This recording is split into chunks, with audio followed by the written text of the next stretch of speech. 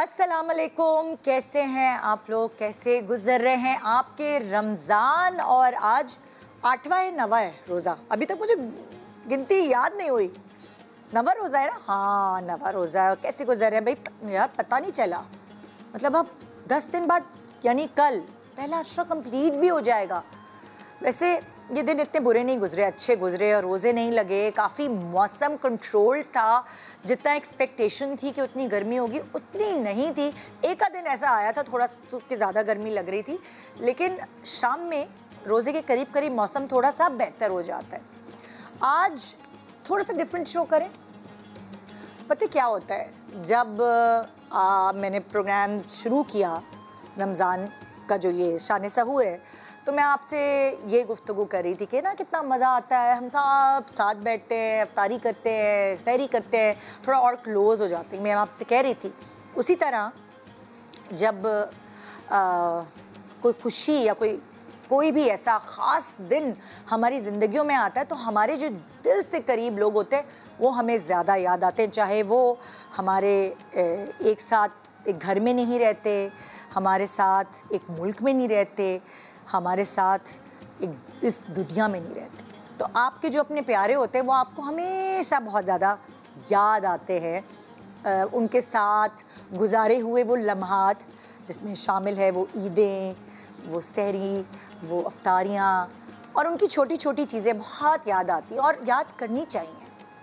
आपको पता है, मैं रिसर्च कर रही थी तो बहुत सारे लोग अक्सर एक्सप्रेस नहीं करते अपनी यादों को या अपने कभी कभार अपने दुख को, और वो ये सोचते हैं कि अगर हमने यहाँ महफ़िल में फैमिली में बैठ के अगर किसी को याद किया और याद करके उदास हो गए तो हम महफ़िल को ख़राब कर देंगे और हमारी वजह से दूसरे भी उदास हो जाएंगे, और वो जो माहौल एक बना हुआ है, गहमा गहमी है, वो गहमा गहमी ख़त्म हो जाएगी और सब एक डिप्रेशन और उदासी में चला जाएगा। लेकिन जब हमने रिसर्च की तो ये कहा गया, अपने प्यारों को याद करके, कभी जिक्र करके, उनके साथ इकट्ठे बैठकर आपको एक मेंटल सेटिस्फैक्शन मिलती है। आपके दुख आप पाल नहीं रहे होते, आप उनके साथ जी रहे होते हैं। और कभी कभार अपने प्यारों को याद करके ना, आप जो आप कैथारसिस करते हैं उससे आपकी सेहत बेहतर रहती है। क्योंकि अगर आप वो कहते हैं बहुत सारे लोग, गुस्सा पी लिया करो, गुस्सा पिएं या दुख पिएं, ये सब आपके अंदर से आपके ऑर्गन्स को वीक करते चले जाते हैं और पता नहीं कौन कौन सी बीमारियां जो हैं वो आपको लग जाती हैं। अगर आप ये प्रैक्टिस में रहते हैं कि आप अपने प्यार, कोई भी गम, कोई भी दुख है आपको, उसको एक्सप्रेस कर लेते हैं, थोड़ा सा दिल का बोझ हल्का हो जाता है, तो क्या आपको क्या फ़ायदे होते हैं? आपके रिश्तों में बेहतरी आती है, जो आपके बाकी रिश्ते हैं ना उनमें बेहतरी आती है, आपको रूहानी सुकून मिलता है, और साथ साथ आपकी अपनी मेंटल हेल्थ जो है वो बेहतर होती है। अच्छा, अब मैं आपको ये बताऊं कि आप ये कैसे कैसे कर सकते हैं। तरीक़ाकार है अपने प्यारों को याद करना या अपने किसी गुस्से को या अपने दुख को एक्सप्रेस करने से आपको क्या फ़ायदे होंगे वो मैं बताती हूँ। नहीं, कैसे कर सकते हैं ये मैं बताती हूँ। अपने दिल की बात अपने किसी करीबी रिश्ते से करें, चाहे वो आपकी बहन हो, माँ हो, भाई हो, बच्चे हो, हस्बैंड हो, या आपकी कोई गहरी दोस्त हो, ठीक है? या फिर अपने दिल की बात आप उन लोगों के दरमियान करें जिनकी दिल की बातें आपसे मिलती जुलती हैं। कि अगर आप अपने किसी प्यारे को याद कर रहे हैं तो उनका भी कोई प्यारा, मतलब तेरा गम मेरा गम एक जैसा वो है ना, तो अगर आपका और जो दूसरे का गम है वो साझा है, तो आप एक साथ बैठ के ग्रुप में, ये थेरेपी सेशन आपने देखा होगा कि सब सर्कल बना के बैठते हैं और अपने इस तरह की फीलिंग्स का इजहार करते हैं, सब एक दूसरे की चीज़ें सुनते हैं, जबकि वो एक दूसरे के लिए स्ट्रेंजर होते हैं। लेकिन वो कैसे कनेक्ट हो जाते हैं? क्योंकि उन सब का जो गम है वो साझा होता है। फिर क्या कर सकते हैं आप? अगर आपको लगता है कि मैं इतना एक्सप्रेसिव नहीं हूँ, मैं नहीं अपने दुख या दर्द या गम को किसी से शेयर कर सकता, तो आप डायरी में लिखें, लेकिन अपने दिमाग से बाहर ज़रूर निकालें। एग्जॉस्ट है ना, तो आपको एग्जॉस्ट करना पड़ेगा वो कहीं ना कहीं। फिर आप क्या कर सकते हैं? बहुत सारे लोग जा नमाज पर करते हैं, अल्लाह से बात करते हैं और जा नमाज पे रोते हैं और वो अपना दिल का बोझ हल्का करते हैं। कुदरती तौर पर जब आप रोते हैं ना तो वो भी एक थेरेपी है आपके लिए, आपके जज्बात बाहर निकलते हैं। बहुत सारे लोग जो है ना वो रोते नहीं हैं। आप देखिए अगर कोई प्यारा आपको छोड़ के चला जाता है, कुछ लोग सख्ते में चले जाते हैं तो डॉक्टर्स कहते हैं इनको रुलाएं, इनको रुलाएं। तो मैं रोने धोने की बातें इसलिए नहीं करी, मैं सिर्फ इसलिए ये बातें कर रही हूँ कि अपने आप को इतना बहादुर तस्वर ना करें कि अगर मैं घर का आदमी हूँ तो मैंने दुखी नहीं होना, या अगर मैं सब में बड़ी हूँ तो मैंने गमज़दा नहीं होना, मेरी वजह से पूरी दुनिया गमज़दा हो जाएगी। सो ये एक्सप्रेस करने के तरीके हैं। एक और तरीका है, अगर आप एक्सप्रेस नहीं कर पा रहे अपने गम को तो आप एक्सरसाइज करें, और वो जो डोपामिन रिलीज़ होता है एक्सरसाइज के बाद, उस हार्मोन से भी आपको थोड़ा फ़र्क पड़ता है। हैप्पी हार्मोन है तो वो कुछ बैलेंस करता है आपके जज्बात को। आज मैं कुछ ऐसे सेलिब्रिटीज़ को बुलाऊंगी जिनके टैलेंट को सराहते हुए आप काफ़ी अरसे से उनके टैलेंट को देख रहे हैं, लेकिन कितनी डेप्थ है उनकी पर्सनालिटी में ये आज आपको जानने का मौका मिलेगा। क्योंकि टैलेंट तो हम सराहते हैं तभी तो वो यहाँ आते हैं, लेकिन आके वो दिल की बातें इधर हमारे पास करके जाते हैं। और मेहमान नवाजी में क्योंकि कोई कमी नहीं रहनी चाहिए, तो इसीलिए मैं अब फातिमा के पास चल रही हूँ। अस्सलाम वालेकुम फातिमा, कैसी हैं आप? मैं बिल्कुल ठीक, आप बताइए। मैं बिल्कुल ठीक हूँ। आज 2-4 बातें मैं आपसे भी करूँगी। ज़रूर। क्योंकि आज हमारे शो का टॉपिक ये है कि हम अपने प्यारों को याद करें। आप अपनी अम्मी को याद करेंगी, मैं अपनी अम्मी को याद करूँगी। तो ये कौन सा रमज़ान है आपकी अम्मी के बगैर? दूसरा। मेरा तीसरा या चौथा रमज़ान है, पता नहीं। मुझे तो ऐसा लगता है कि जैसे अभी ही वो गई हैं। सो अगर मैं आपसे पूछूं कि रमज़ान स्पेशली जब आता है तो अम्मी की कौन सी बातें आपको याद आती हैं? सब कुछ, क्योंकि वो बड़ा एहतमाम करती थी। हम लोगों की शादियां हो गई थी, जाहिर है बहन भाई हम सब अलग अलग थे। और कुछ भाई, क्योंकि मेरी बहुत बड़ी फैमिली है माशाल्लाह, तो साथ भी रहते थे। तो वो हमारा जो मिलना होता था ना, और वो उनकी एक्साइटमेंट, क्योंकि मेरी तरह उन्हें भी यही शौक है कि वो बुला के और खिलाने का, कि सबको जमा करना है। एक जैसी क्यों? सब एक जैसी होती है। मुझे मतलब मेरी डाइटिंग की बात लगाती थी अम्मी। अगर बिल्कुल मैं उनके घर चली गई और मैं डाइट पर हूँ तो मेरी अम्मी डांट के नाराज के अपने आप को देखो इतनी दुबली हो रही हो, खाती नहीं हो। ये नहीं कहती थी मेरी अम्मी, क्योंकि देखिए मेरी अम्मी क्योंकि पीटीवी की डायरेक्टर थी तो वो काम वर्किंग लेडी थी। मगर जब हम आ रहे होते थे या वो पकाती भी थी किचन में बाकायदा। शादी के बाद बेटियां चली गई हैं तो एहतमाम हो रहा है, टेबल सज रही है, लग रही है। एग्जैक्टली। तो नाराज हो जाती थी कि मैं पसीने बहाए, मैंने इतनी देर से किचन में खड़ा, खाओगी नहीं? यही बात। तो वो नई वो भी चीजें बना रही होती थी और हमें खिला के कि बस बताओ कैसा बना है, कैसा लग रहा है। तो वो चीज जाहिर है अब वो घर तो नहीं रहता ना, सब कुछ। वैसे भी माएँ नहीं होती ना तो वो बच्चे बिखर जाते हैं, जैसे मोती की तरह पिरो के रखा। मुझे ऐसा लगता है कि जैसे चाहे आपका घर छोटा हो या बड़ा हो, वो जिस कोने में आपकी माँ बैठती थी ना, सब वहाँ जाके बैठने। अब अगर माँ नहीं होती तो वो कोना खत्म, तो वो घर खत्म, तो वो मिलना जुलना वो सब खत्म हो जाता है। वो आप मिल रहे होते हैं मगर आपको वो वाली बात या वो वाली चीज़। जैसे अब हम जब मेरे भाई की शादी नहीं हुई थी और अम्मी के इंतकाल के बाद हम अब्बू के घर जाते थे तो हमें बाकायदा साफ लगता था कि इस घर में औरत नहीं है। बस भाई और अब्बू ही रह गए थे, सब बच्चियों की शादी हुई थी। तो नजर आता था। तो फिर हम अब्बू से कहते थे अब्बू बेसन चेंज कराने वाला और अब्बू पर्दे चेंज कराने वाले। वो तो शुक्र है मेरी जब भाभी आई तो फिर उसने किचन सही करवाया। और मतलब वो फिर सौदे वगैरह जो सौदा आता था वो बस आता ही जाता था, आता जाता था। फिर उसने कहा कि भाई वो पीछे रखी हुई थी चीजें, फिर आ गया सौदा। बिल्कुल। तो औरत भी कर सकती है, घर भी बनाती है, घर भी चलाती है, घर को जन्नत भी वही बनाती है।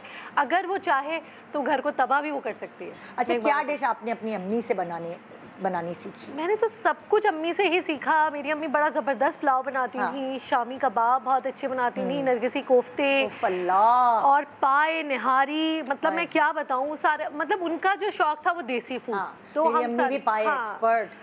वो जो रान होती है ना बकरे की रान, 3 दिन तक पकती रहती थी हमारे। पहले दिन से शुरू होती थी, तीसरे दिन तक स्लो बिल्कुल उस पे बन रही है, दम पे, हल्की आंच पे। वो बिल्कुल ऐसी हमारी अम्मी का भी। और अम्मी का तो ये था, पता नहीं क्यों हमें ऐसा लगता है कि वो खिचड़ी भी बनाती थी तो बहुत मजे की बनाती थी, दाल भी बना रही है तो बहुत मजे की बना रही है। आपको पता है हम लोग शादी के बाद भी हम लाइन से तीनों बहनें बैठ जाते थे। सही। और अम्मी हमें अपने हाथ से निवाले खिलाती थी। खिचड़ी बनी है ना स्पेशली, तो शलजम का अचार और वो सब जो उनके बनाया है, और हम लाइन से बैठे होते थे और हमें हाथ से मतलब हमारा एक मूड होता था ये हमने कहा हम आ रहे हैं और सिर्फ इसलिए आ रहे हैं कि आपने हाथ से खाना खिलाना है। वही ना, ये वो चीज़ें होती हैं जो अनमोल होती हैं, जिनकी कोई कीमत नहीं होती। आप कुछ भी कर लें, ये चीज़ें वापस नहीं आ सकती। बिल्कुल। और मुझे ये लगता है कि माँओं के बारे में मैं कहूँगी, वो ख़ास तौर पे माँ बाप हमें हर कुछ सिखाते हैं, दुनिया से लड़ना, हर चीज़ नहीं सिखाते तो ये नहीं सिखाते, अपने बगैर जीना नहीं सिखाते। बहुत मुश्किल होता है बिल्कुल अपने प्यारों के बगैर जीना, और ये फैक्ट है तो हमें अपने प्यारों के बगैर जीना है, फिर कभी हमारे बगैर हमारे बच्चे जिएंगे। क्या आप मेहमान नवाजी करी हमारे मेहमानों के लिए? हाँ जी, तो हाँ काफ़ी इमोशनल हो गए हम। क्या करें हाँ ऐसे ही ईदें भी आएंगी, रमज़ान भी होगा, सब कुछ दुनिया वही चलती रहेगी। सही, जो चले जाएंगे बस हम उनको इसी तरह याद करते रहेंगे, है ना? चले जी, मैं रेसिपी बताती हूँ, वरना हम बहुत इसी तरह करते रहेंगे और ब्रेक आ जाएगी। अच्छा जी, मैं बना रही हूँ बीफ चिली चंकी बाइट्स। बड़ी ज़बरदस्त सी रेसिपी है, ज़रा स्पाइसी, क्योंकि आज हमारे गेस्ट भी ऐसे आ रहे हैं जो मुझे लगता है स्पाइसी खाते होंगे, और आप भी स्पाइसी लवर हैं। मैंने कहा भाई आज तो मैं अपनी मर्जी से बनाऊँ ज़रा। अच्छा, गेस्ट आ जाएं तो मैं उनसे पूछ लूंगी, ज़्यादा बेहतर है, क्योंकि एंड तक पकेगा ना। ऐसा ना हो कि उनको परहेज हो या कुछ हो तो फिर ज़रूर, फिर हम उसके हिसाब से उसको बैलेंस कर लेंगे। तो ये हम बीफ में हम बनाएंगे, इसमें हम डालेंगे लहसुन अदरक के साथ हरी मिर्चें थोड़ी सी कूट के। अच्छा। इसके फ्लेवर्स में जाएगी, थोड़ा सा दही हम ऐड करेंगे, तो हम बैलेंस कर लेंगे सही एज पर रिक्वायरमेंट जो भी होगा। बट ये वैसे स्पाइसी होती है, चंकी होती है, 1 बाइट आप खा सकते हैं आराम से, इजी है। तो ये इफ्तार के लिए हम बना रहे हैं। इसके अलावा हम सहर यानी जो सहरी के लिए हम बनाएंगे फ्यूजन ऑमलेट। फ्यूजन ऑमलेट इसलिए क्योंकि ये मैंने इस तरह की रेसिपी बनाई है कि इसमें हम आलू थोड़े से छोटे छोटे से चंक्स में काट के उसको फ्राई करेंगे, और मुख्तलिफ सब्जियां जैसे बंद गोभी, गाजर, शिमला मिर्च, प्याज, ये सब हम उसके साथ सौटे करके, और फिर हम अलग से जैसे ऑमलेट के लिए हम अंडे फेंटते हैं, उसमें हम बेसिक मसाले डालते हैं, हरी मिर्चें, हरा धनिया डालते हैं, तो हम वो एक ऑमलेट बनाएंगे। और उसको हम सर्व करेंगे ब्रेड के साथ। और मीठे में हम बना रहे हैं सी ब्रीज रूह अफ़ज़ा फालूदा। ज़बरदस्त, ये जो गर्मियों की तोड़, और एक फुल मील एक मीठे में कंप्लीट एक वो आ जाएगा, उसमें बहुत सारे फ्रूट्स, पाइनएप्पल, सेवइयाँ, आइसक्रीम, कुछ होगा। बेस्ट हो गया जी। मैं छोटे से ब्रेक की तरफ जा रही हूँ, और ब्रेक के हमारे दोनों मेहमान यहाँ मौजूद होंगे, उनसे हम बहुत प्यारी सी बातें करेंगे, जो बातें आपके दिल के करीब भी होंगी और हमारे दिल के भी। शान सहूर, वेलकम बैक। और जी, आज के शो के मेरे मेहमान आप हमारे सोशल मीडिया पे देख ही चुके होंगे। जाहिर है उन्होंने अपनी पूरी ज़िंदगी इस फील्ड को दी है, और आज वो यहाँ ख़ास तौर पे इसलिए आए हैं। बड़े दिनों, मैंने उनको पहले भी इंटरव्यू किया, लेकिन बड़े दिनों बाद उनको आज मैंने यहाँ पे बुलाया है, उनसे वो पुरानी सारी बातें करने के लिए कि भाई इतनी स्ट्रगल है, और कितने सारे वो ड्रामों में उन्होंने अलग अलग कैरेक्टर्स वर्सटाइल एक्टिंग कर कर अदा किए हैं। और वो कैरेक्टर्स कुछ ऐसे होते थे, अक्सर मैंने उनको विलेनिश कैरेक्टर्स करते हुए देखा है, और जो ड्रामों में विलेनिश कैरेक्टर्स कर रहे होते हैं तो क्या कभी कभार लोगों के दिमाग में कॉन्सेप्ट ये बन जाता है कि क्या वो असल में भी तो नहीं है नेगेटिव होंगे, या वो असल में भी तो ऐसे नहीं होंगे। लेकिन ये बहुत ही शफ़क़त वाले शख्सियत है, और उनके बारे में और बहुत कुछ मैं इस पैकेज में बताना चाहती हूँ। नहीं चल रहा पैकेज, ओए होए हमारी मशीन हैंग हो गई है। मैं उनको बुलाने के बाद फिर पैकेज चलाती हूँ, जब तक मेरी मशीन जो लाइव शो में हैंग हो गई है वो अपनी सही जगह पर आ जाए। तो आइए वेलकम करते हैं वर्सटाइल एक्टर राशिद महमूद। अस्सलाम वालेकुम। अस्सलाम वालेकुम। It's a pleasure for me Nadia. Nida Singh बता दो, नादिया दिमाग पे सवाल है ना। कैसे आप? मैं बेहतर, ठीक ठाक है। आपका मुझे पैकेज चलाना था, हमारी मशीन को दौरा पड़ गया। अब मैं आपके होते हुए, जब आप यहाँ मेरे सामने खड़े, मैं लोगों को आपका पैकेज दिखाना चाहूँगी। जी, राशिद महमूद पाकिस्तान के सीनियर वर्सटाइल अदाकार हैं। आपने अपनी जिंदगी के 64 बरस पाकिस्तान एंटरटेनमेंट इंडस्ट्री को दिए। आपने अपने करियर का आगाज रेडियो पाकिस्तान से बतौर सदाकार किया। बादअज़ां पाकिस्तान टेलीविजन के अहम किरदारों में आपका शुमार होने लगा। आपने कई मशहूर ड्रामाज में यादगार किरदार निभाए, जिनमें शाहीन, लाग, कही अनकही, इल्जाम, शिकन, गुरूर और लाग जैसे नाम शामिल हैं। आपने ड्रामास के साथ साथ फिल्म्स में भी काम किया। आपकी फिल्म्स में शेर दिल, काले चोर, गंडासा, मोहब्बतां सच्चियां, और जियो सर उठा के शामिल हैं। आज राशिद महमूद बने हैं शान सहूर के मेहमान।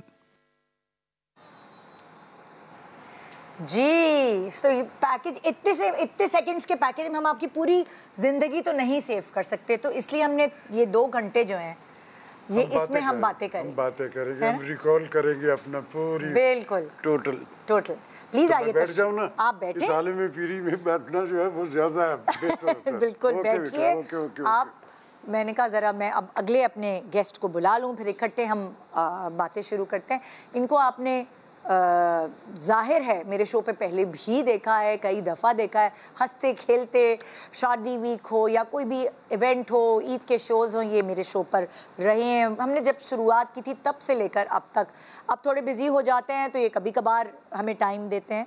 सो इनकी जो मेहनत है, ये हंसते खेलते इन्होंने बड़े काम किए और कुछ अरसे तक मैं कहती थी ये तो कितने मजाकिया है, नॉन सीरियस है, पता नहीं कैसे काम करते होंगे ये, लेकिन ये ऐसे ही हैं और इसी तरह काम करते आए हैं। आइए दिखाते हैं हम आपको बब्रिक का पैकेज। बब्रिक शाह एक मशहूर मॉडल, अदाकार और प्रोड्यूसर हैं जिन्होंने अपने करियर का आगाज फैशन इंडस्ट्री से किया और बाद अज़ां मुतादिद ड्रामा और फिल्म में अदाकारी की। बब्रिक शाह ने हर किरदार मजबूत किया और आपकी एक्टिंग को बहुत पसंद किया गया। आपके मशहूर ड्रामाज में मेहंदी, दिल दिया गल्ला, संगे मरमर, ख्वाब नगर, मोहब्बत तुमसे नफरत, घर तितली का पर, जबकि फिल्म्स में सलाखें, चंद लम्हे और कमांडो शामिल हैं। आज बब्रिक शाह बने हैं शान सहूर के मेहमान। सो आइए वेलकम करते हैं बब्रिक शाह। मैं तो पहले से वेलकम हो गया हूँ। आपने कहा मैं फूलों में से कैसे निकलूंगा। मैं सोच रहा था कि कैसे पिंक पिंक फूलों में से पिंक फूल, पिंक सोफे, सारा कुछ पिंक सब पिंक है। कपड़े भी पिंक है माशाल्लाह, थीम भी पिंक है। शुक्र है आप पिंक कपड़े नहीं पहना है। किचन भी पिंक है। कैसे आप? अल्लाह का शुक्र। आपको रमजान बहुत बहुत मुबारक। बहुत सबको भी बहुत बहुत। प्लीज बैठिए, प्लीज बैठिए। जी, मेकअप रूम में आप लोगों की तो मुलाकात हो ही गई होगी ज़ाहिरा आपस में। जी मैं तो गुज़श्ते साथ ही कहा दी legend, the one and only. Nida इसके ये इतना छोटा सा था, मैं तब से इसके अब्बा मेरे दोस्तों में से अच्छा। तारिक शाह साहब, और हमने बहुत सारा काम भी इकट्ठे किया। अल्लाह की रहमत करे, बड़े हसीन आदमी थे। हाँ। तो ये तो मेरे सामने इतना बड़ा हो गया, अब तो बाड़ी होनी ठीक हो गई है। बीच में मोटा भी हो गए थे ना। हाँ, इसने भी फिल्मों में, किस फिल्म में बेटा बना था मेरा? मोहब्बत सच्चियां, शहजाद साहब की उस फिल्म में था।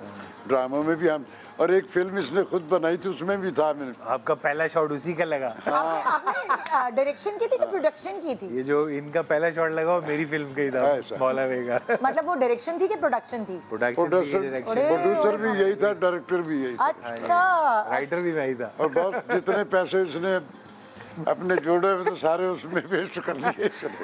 मैंने कहा यही से कमाए, यही जा रहे हैं। सीरियसली? अच्छा वैसे सच बताएं, क्या आपने जो भी काम करके पैसे जमा किए उससे कुछ खास चीज़, कोई बिजनेस, कोई ऐसी चीज़ बनाई कि नहीं बनाई? तो ऐसा है कि हमने सारी जिंदगी शो बिजनेस ही किया। हाँ। It's been more than 53 years now. We have worked for 2 generations. हाँ।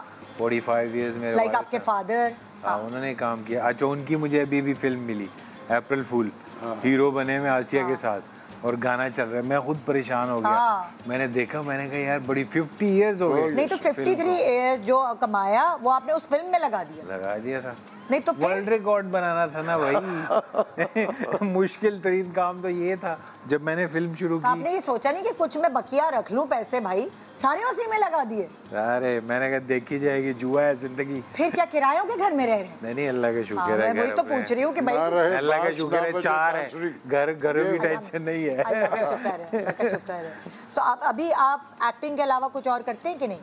नहीं अभी नहीं। अभी मैंने 3 इयर्स जो है, हाँ। जब मैं कोरोना के बाद थोड़ा इजी हुआ तो मैंने फिर सारा फाइनेंस पढ़ा बेसिकली। अच्छा।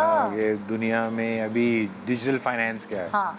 तो उसको पढ़ा। तो then I started to make my own company. अच्छा। मेरा था कि मैं उसको एक ऐप बना के ना, तो हाँ। फिर उसको प्रॉपरली जो है उस पर करूँगा काम। मगर ये है कि पाकिस्तान में अभी वो पोजीशन नहीं मुझे नज़र आ रही। तो अभी बब्रिक क्या कर रहे होते हैं? अभी मैं एक, चूँकि चैनल्स जो हैं वो फिल्म तो अब बन ही नहीं थी ज़्यादा, तो ड्रामों में, तो अब टीवी की तरफ जो है वो रुझान है। तो एक प्रोजेक्ट मेरा आने वाला है, उसके लिए तैयारी कर रहा हूँ। अच्छा। तो मोस्ट प्रोबेबली अगर वो फाइनल हो गया तो फिर then people will see me 22 days a month and finally अच्छा, यही सवाल जो मैंने इनसे किया राशिद साहब, मैंने शो पे पहले जिक्र किया था, बहुत सारे पुराने एक्टर्स कभी कभार ऐसा है कि उन्होंने जो है वो अपने पैसे जो कमाए वो जमा नहीं कर पाए, और फिर वो जमा किए भी, बहुत बहुत कम ऐसे लोग हैं जिन्होंने जमा किए, अपनी ज़मीन ली तो घर बना लिया तो बच्चों को पढ़ाने भेज दिया तो ये वो सारे उसमें हो गए खर्च, लेकिन इन दी एंड उनके पास वो चीज़ हुई नहीं। लेकिन अभी जो नए लड़के लड़कियां आए हैं उन्होंने जी आते ही अभी कुछ 4 पैसे जमा भी नहीं हुए होंगे, बिजनेस करना शुरू कर दिया, चलो जी ये कर लो तो वो कर लो, तो सोशल मीडिया, तो ये वाले बच्चे बड़े तेज़ हैं। मैं आपसे पूछना चाहूँगी कि आपने कुछ, आपका दिमाग किस तरह का था इस हवाले से? देखो बेटा, मैं बताता हूँ, जिंदगी में कोई भी जब टारगेट आप अपना बनाते हो कि मुझे ये करना है, तो उसकी पहली शर्त ये है कि आप अपने अंदर पहले अपनी उस स्किल को डिस्कवर करो कि ये मैं कर सकता हूँ। जो बंदा अपनी डिस्कवर कर लेता है अपनी स्किल को, वो फिर भटकता नहीं, वो एक टारगेट बना के निकलता है कि मुझे ये करना है। हम वो लोग हैं जो स्किल डिस्कवर करके टारगेट बना के निकले, हमने बॉदर नहीं किया, हमारे सराउंडिंग में मुआफ़क़त है, आसानी नहीं, हमें ये करना है, और अल्टीमेटली सूनर और लेटर हमने वो करके दिखा दिया। मतलब क्या आपका सोर्स ऑफ इनकम यही था? यही था कुछ। मैं बेसिकली आई मैं ब्रॉडकास्टर, रेडियो से, मैं रेडियो का जब दौर था पाकिस्तान में, जो पहला टेलीविजन स्टेशन मेरे सामने बना था, रेडियो पाकिस्तान लाहौर में बना था और मैं मौजूद था वहाँ। अच्छा। ऑडियोग्राफी में जैसे आपके यहाँ सिंध में, कराची में हसन शहीद मिर्ज़ा, परवेज़ साहब, शफीकुर रहमान, ये सारे के साथ, पंजाब में मैं था, मैं उर्दू पंजाबी दोनों बड़े तौर, और बेशुमार मेरे रब। तो रेडियो में आपकी बाकायदा जॉब थी? नहीं, फ्रीलांस। मैंने कभी मुलाजिम बेअखलाक है, मैं दिल्ली से अच्छा तो ब्रॉडकास्टर नहीं हो सकता था ना, मुस्तफ़ा अली हमदानी साहब जी। लेकिन रेडियो ने जो सबसे बड़ी प्रिविलेज हमें दी कि उसने हमें लफ्ज़ों की हुर्मत से आशना किया, और जिसको रब लफ्ज़ों की हुर्मत से आशना कर देता वो फिर लफ्ज़ों का हुनर भी उसको अता हो जाता। ये हर बंदे को नहीं आता। हमें आसानियाँ नहीं, वो मेरा वो जो दौर था इकनॉमिकली मेरे रब ने, मैं शायद देने के काबिल तो नहीं रहा जिंदगी, लेकिन मुझे मांगना भी नहीं पड़ा किसी। लेकिन देखें हर दौर बदलता है, चेंज होता है। उस वक्त चेक्स भी थोड़े कम होते थे, और अक्सर ऐसा होता था जब आप बेटी का रिश्ता मांगने जाएं अपने लिए, मतलब लड़के रिश्ता मांगने जाएं तो उनसे यही सवाल होता था कि आप अच्छा ये एक्टिंग और ये रेडियो तो करते हैं मगर वैसे क्या करते हैं, ये सवाल होता था ना, क्योंकि अभी तो बहुत सारी और चीज़ें हैं जिससे आप अर्निंग कर सकते हैं अगर आप शो बिजनेस में होते हैं, लेकिन उस वक्त इतनी चीज़ें नहीं बेटा। मैं चूँकि ये सारे फिर मेरी एक अपनी एडवर्टाइजिंग एजेंसी भी, वही मैं आपसे पूछना मेरा जो साइड बिजनेस था, ऑडियोग्राफर तो मैं था, मैं सारी कंपनियों के, कराची से भी काम लाहौर मेरे पास आता था जो पंजाब का होता था, लेकिन मेरी मतलब वॉइस ओवर्स होते थे या आपकी कोई कंपनी थी ऑडियो की? नहीं, वो मेरा स्टूडियो भी था। अच्छा। वॉइस ओवर भी मेरे ही होते थे, और उसके अलावा मेरी अपनी एडवर्टाइजिंग एजेंसी थी। मैंने रेडियो और टेलीविज़न पे उस दौर में काम किया जब टीवी पे 73 रुपए का 7 सेकंड का स्पॉट होता था, अब 1,73,000 का है, करोड़ों रुपए का फिर। लेकिन फिर जब मेरा, तो आपने एडवर्टाइजिंग पढ़ी हुई थी या आपने कहा कि नहीं मुझे नहीं, मुझे रेडियो ने सब कुछ सिखा दिया, मुझे सब कुछ सिखा दिया। वो बहुत अच्छा मेरा सारे का सारा चल रहा था। फिर लेकिन टेलीविजन का जो मेरा ये कोई प्लान नहीं था कि मुझे करना, लाहौर वालों ने तो मुझे घुसना ही नहीं दिया था अंदर। 18 वर्ष मेरा जाना सिर्फ टीवी के अंदर घुस ही नहीं सकते नहीं, वो ना कभी किसी ने बॉदर किया। हालांकि टीवी के मैं नाम भी लूँगा, अल्लाह के हमें वो टांगे का पार्ट किया करते थे रेडियो पे। मैं मोनी आपा के साथ लीड करता था, और एक नहीं सैकड़ों ड्रामे हैं जो मैंने जिंदगी में, तो नहीं उन्होंने मुझे नहीं। ज़माने में पीटीवी के अंदर जाना भी मुश्किल होता था, मतलब बड़ा बड़ी मैं चूँकि सेल्स से रिलेटेड था ना, तो मैंने तो रोज मेरी कंपेन ऑर्डर, तो मेरा आना जाना रहता, लेकिन मैंने ना बॉदर किया, ना मैंने कहा किसी ना मुझसे पता नहीं उस वक्त के पैमाने कुछ और तरह के होते होंगे जिस पे मैं पूरा नहीं उतरता। नहीं तो फिर अच्छा आपने मतलब शुरू में ही आपने ग्रिप रख ली थी कि मैं अपना कोई बिजनेस रखूं। हाँ, वो मैंने रखा। फिर जब आप टीवी में गए, टीवी में जब मैं टीवी पे भी थिएटर भी किया है ना? थिएटर बहुत थिएटर किया मैंने, जब सचमुच का थिएटर होता था, ये बेहूदगी वाला भांडों वाला थिएटर नहीं किया मैंने। अच्छा वाला थिएटर जब होता था, जो सचमुच का होता था जिसपे लोग देखते थे, फैमिलीज आके देखती थी जी। टेलीविजन मेरा जो है ना, वो मेरा आगाज जो है वो कराची से हुआ, और ये कोई प्लान नहीं था। टीवी पे मैंने कराची रेडियो पे भी कुछ अर्सा काम किया, यहाँ भी फ्रीलांसर ही काम किया मैंने बहुत। अच्छा, उस वक्त जब आप कराची से एक्टिंग कर रहे थे तब आपने फिर कोई बिजनेस सेट किया था या बस आप नहीं? फिर मेरा एक्टिंग कर फिर मैंने होल जिंदगी, उसके बाद फिर मेरी एडवर्टाइजिंग एजेंसी भी मेरी बंद, मैंने छोड़ दी। यही काम चल पड़ा। क्रिश्मा था ना, प्रोडक्शन भी हो रही थी ना उस जमाने में, तो बहुत हाँ हो रहा था। वो अच्छे पैसे देते थे। मेरा जो ब्रेक थ्रू है ना बब्रिक, वो कराची से है।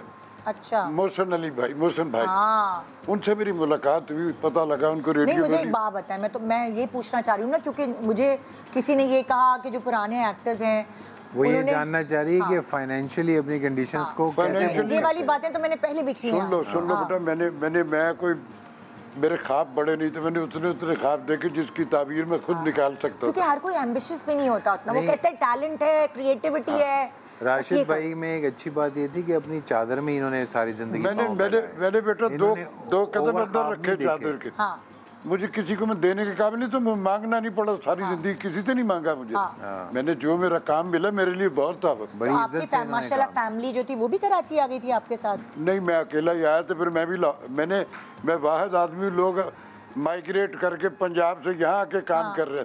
मैं हिट होकर यहाँ से लाहौर चला गया, तो तब से लाहौर में। तो फैमिली कराची आई थी कि नहीं? नहीं, कोई भी नहीं। मेरी मैं आया, मेरी बीवी आई कुछ दिन साथ रही, फिर उसने लाहौर चली गई। उसने कहा आपकी आदतें बड़ी खराब है, सारा दिन औरतों के साथ फिरते हैं। अबे मैं यहाँ नहीं रह सकती। 52 बरस हो गए, रोज उसी घर में जा रहा हूँ। मैं यहाँ नहीं रह सकती आपके साथ, मैं जा रही हूँ वापस लाहौर।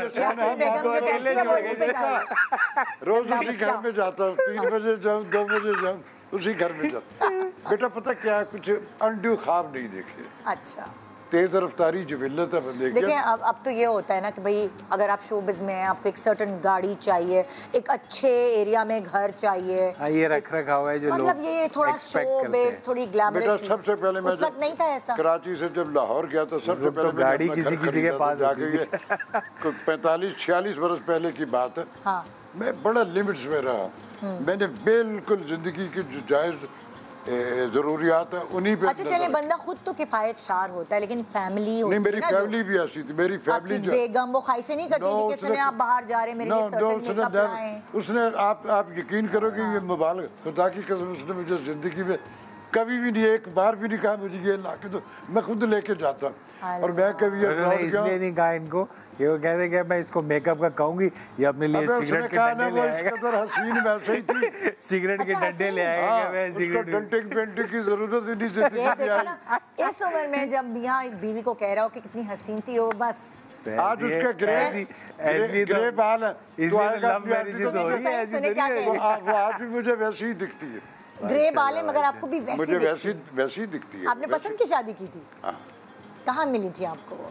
रेडियो पे। ये ना पूछे बस, रेडियो पाकिस्तान। ये ना पूछे ये नहीं, वो पुरानी कहानियाँ। उसका ब्रॉडकास्टिंग से ताल्लुक नहीं था। वो एक बहुत बड़े खानवादा, मैं नाम नहीं लूंगा उनके, उनकी बच्ची है। अच्छा। आई थी मेरी उनसे। आप उनका नाम क्यों नहीं लेंगे? बुरा मानते हैं वो लोग। अब चले तो गए, अल्लाह के पास बहुत बड़े लोग हैं इस मुल्क के। अच्छा अच्छा। मैंने उसको जागीरदार है बहुत बड़े। तो रेडियो में क्या कर रही थी वो? आई वो किसी तकरीर के लिए आई थी। इन्होंने जाने नहीं दिया फिर। अबे सुन तो सही। इन्होंने जाने नहीं दिया। इन्होंने कहा कि पहले मैं, बाद में तकरीर।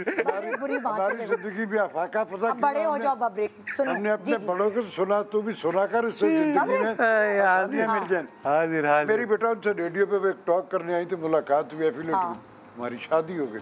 और शादी के 5 बरस हमने वो जो होते हैं ना फिल्मी कहानियां, वो भुगते उसके हनीमून पीरियड। माशाल्लाह भुगते मतलब मेरी फैमिली, मेरे अम्मा अब्बा भी निकल तेरी ऐसी की उसके भी, हम बिल्कुल अकेले। मतलब क्या अलग, मतलब आप लोगों ने घर वालों की मर्जी के खिलाफ की थी? नहीं, हमने की तो वो दोनों नहीं मान रहे थे, हमने कर ली, लेकिन अल्टीमेटली अपने दोनों खानदानों में। अच्छा सुने ना, रुक के तो एकदम जल्दी तेजी से तो बोलने नहीं दूंगी मैं आपकी सुनूंगी। वो बोले मुझे उसका इलाज आता है, उसका इलाज बहुत अच्छी तरह आता है मुझे।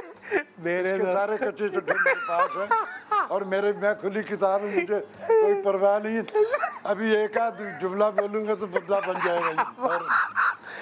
चलो बात जी बेटा, पब्लिक लाइव है, मैं क्या करूं सर? कुछ कटौती नहीं हो सकती, याद रखना। फिर मैं तो सोशल मीडिया है, फंस जाओगे। तो पहले ही माफी मांग रहा हूं। निदा मैंने जिंदगी में कुछ ऐसा किया ही नहीं है, कुछ नहीं, मुझे तो पता है, कुछ नहीं, मुझे टेंशन नहीं है आपका इंटरव्यू। कुछ भी नहीं। अच्छा, अब मैंने सिर्फ अब हम वहीं आ रहे हैं कि 5 साल आपने कहा कि आपकी बेगम के घर वाले राजी नहीं, आपके घर वाले राजी नहीं, फिर उसके बाद आज तक वो सिर्फ हमसे ही राजी है, बाकी आपस में साथ नहीं। तो वो 5 साल बताए ना, वो कैसे गुजारा किया? जब हमने गुजारा, मेरी बेगम से कहा कि भी तेरी जागीरें होंगी, हाँ, मेरी जितनी जागीर है, मैंने झूठ नहीं बोला उससे, हाँ, कि ये मेरी कमाई इसी में करना, उसने किया। हाँ, आज अल्लाह ने हमें हर वो चीज़ आसानी दे रखी है जो लोग ख्वाबों में देखते हैं मेरे साथ। हाँ, तो उसमें यह है कि ये रिश्ता जो होता है ना बेटी, ये होता है एतमाद का रिश्ता। हाँ, एतमाद, उसको मुझ पे है, मुझे उस पे। हाँ, हम हज पे भी जाते, उम्रे भी करते। वो जब शादी हुई 5 नमाजें पढ़ती थी, अब 155 पढ़ती। माशाल्लाह। वो अगर घर में बैठी है तो मेरे ड्रामे में देखती नहीं। हाँ। लेकिन आज मैं उनको पता है कि वो तो देख रही होगी कि बात क्या कर रहा है। क्या नाम है उनका? फराह राशिद। फराह, मैं उसे फरखंदी भी कहता हूँ। तभी तो सोच के बोला कि मैं सही नाम बोलूं। अदब से लूना, घर भी वापस जाना। फरखंदा राशिद। अच्छा, यहाँ इनकी शादी की कहानी तो मैंने सुन ली थी। अब इसकी सुनो। इसकी सुन रहे हैं अपनी कौन मेरे तो किस्से हैं सर जी। शादी की बताएगा, बता इसको। कौन सी बताओ? कौन सी बताएगा? मेरा तो एक ही शान है बेटा, एक ही बात, लास्ट एंड फाइनल। मेरे स्टार्स बड़े हैं। अब मैं चुप रहूंगा, मेरे स्टार्स बड़े। मैं कुछ नहीं बोलूंगा, तुम बोलो। बबरी की शादी तो एक ही है शायद। वो हिडन शादियों की बात कर रहे हैं। ये मेरा कारीगर बच्चा है। एक तो हमें बहुत पता है, पूरी इंडस्ट्री को पता था, बहुत ज्यादा ही वो हाइप थी, याद है ना? भाभी भी देख रही होंगी, भाभी आई एम सॉरी, ऐसे ही मैं तंग कर रही हूँ, इन्होंने तंग किया इनको, उसको भी पता था।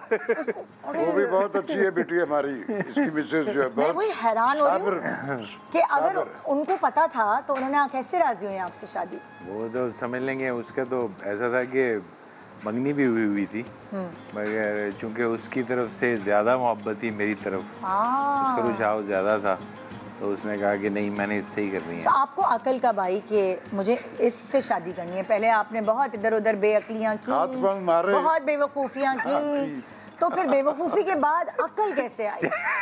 करो, अकल कौन दे रहा है हमें? मेरी भी एक ही शादी है भाई। शादी की बात नहीं हो रही, अकल की बात हो रही है। चलो चलो चलो, कैरी ऑन, आगे। कंसिस्टेंट लोग हैं हम लोग, क्यों भाई? सही है। अब हम दोनों पार्टी बन जाते हैं। Very good. बोलना जो पूछ रही जवाब दो। हाँ, मैं कह रही हूँ कि बबरिक साहब, आपको कब अकल आई ये जो है लड़की, ये मेरी बीवी बनेगी और सारी जिंदगी इंशाल्लाह निभाएगी? असल में देखते साथ ही जो है, ऐसे मैंने, टू बी वेरी ऑनेस्ट, मैंने अंधेरे में ही तीर चलाया था। हाँ। मुझे कुछ नहीं पता था, बस वो तो हमें पता है कि आपको कुछ नहीं पता था।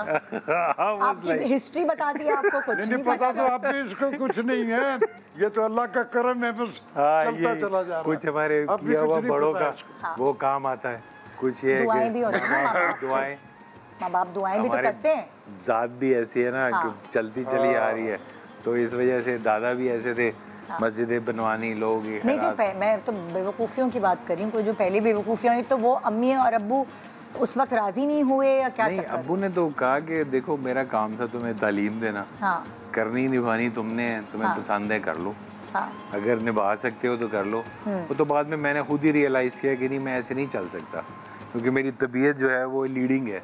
मैं अगर किसी चीज़ को वैसे मैं दिखता नॉन सीरियस, थोड़ा डोमिनेटिंग है आप। हाँ, मैं वैसे नॉन सीरियस हूँ, मगर मैं अपनी लाइफ जो है वो शेरों की तरह गुजारता हूँ। अगर आपने मुझे क्या मतलब, आपको कोई लड़की नहीं कह सकती कि ऐसे मोड़ो या गाड़ी उधर घुमाओ या गाड़ी उधर घुमाओ, आपने खुद उसको मंजिल पे पहुँचाना है। हाँ, मेरा काम है सेफ एंड साउंड किसी को पहुँचाना, मुझे आप लीड नहीं कर सकते, क्योंकि मैं खुद से लीडर हूँ, तो आप मुझे कैसे लीड करेंगे? लियो है आपका स्टार?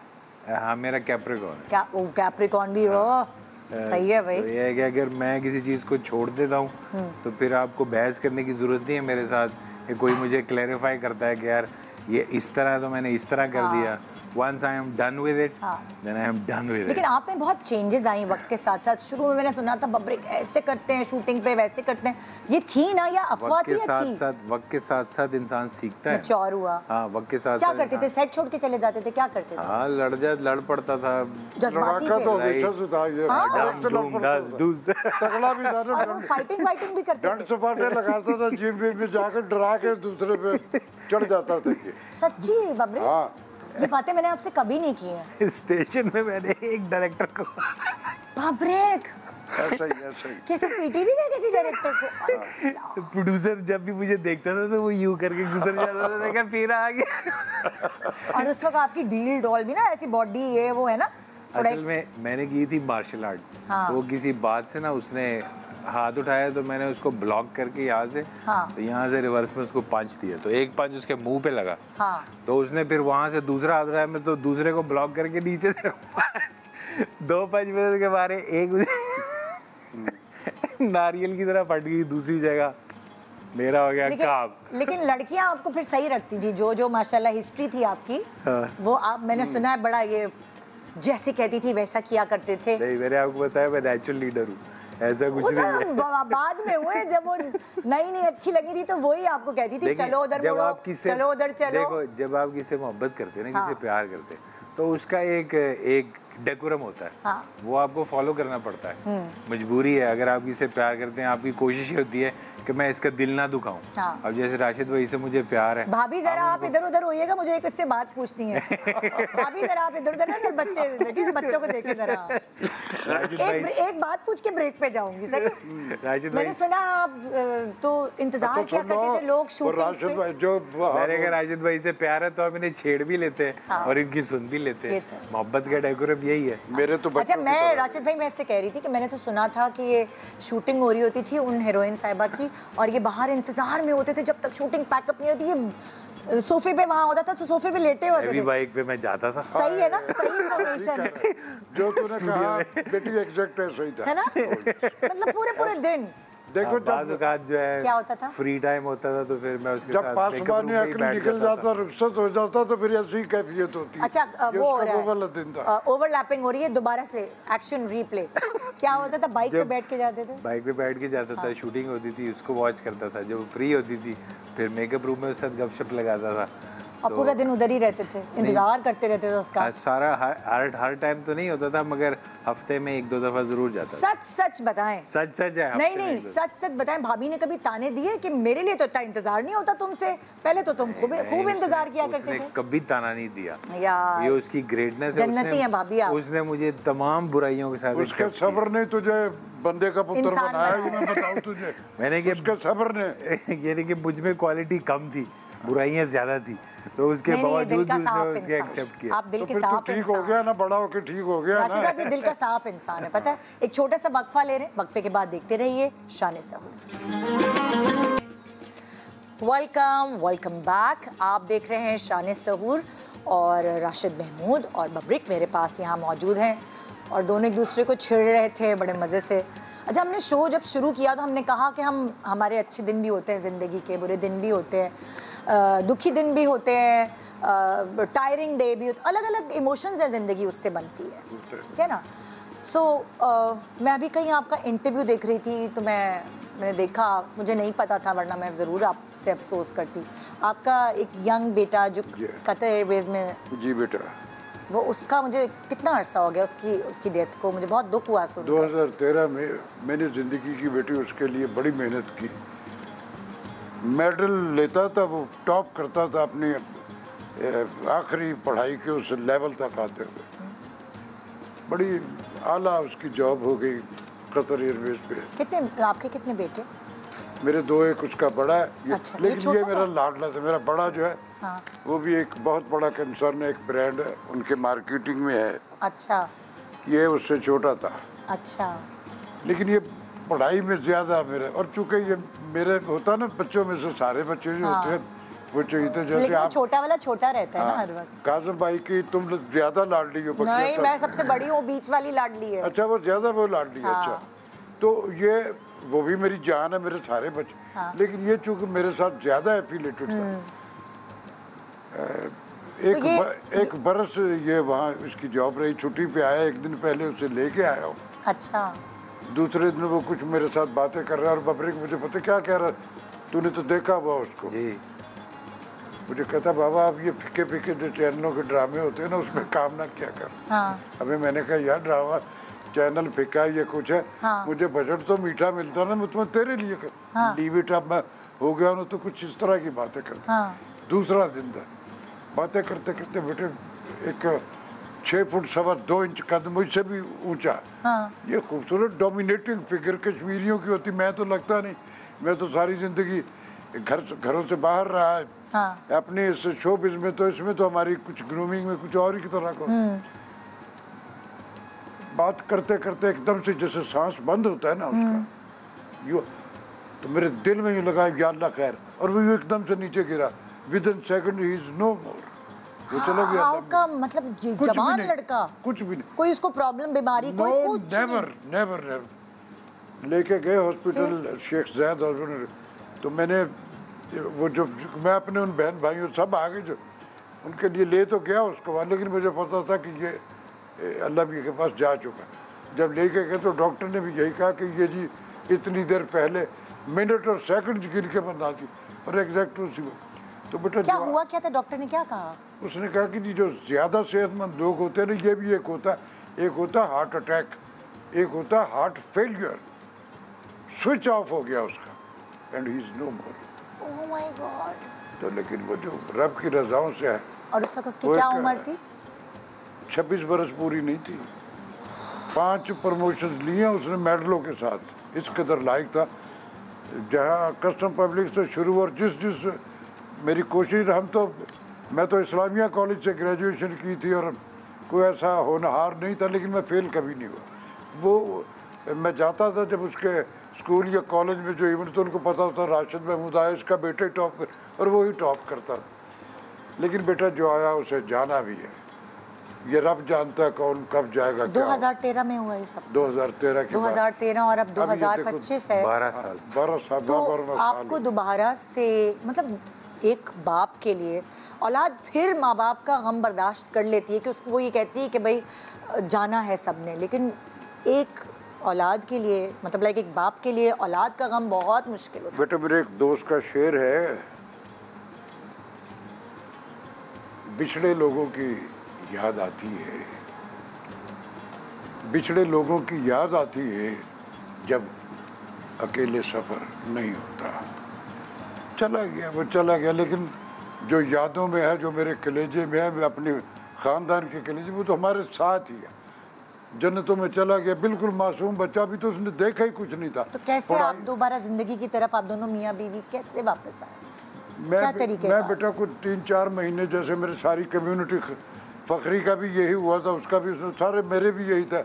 मेरे जितने अहबाब थे, मेरे हम सब ये कहते थे यार, और मैं सिर्फ सारे बच्चों की बात, लेकिन उसकी मेरे मुंह से हर वक्त, कहीं अब्रॉड में गए तो वही उन्हीं का तज़किरा, ये तो वो कहते थे यार अल्लाह खैर करे, राशिद महमूद भी किया।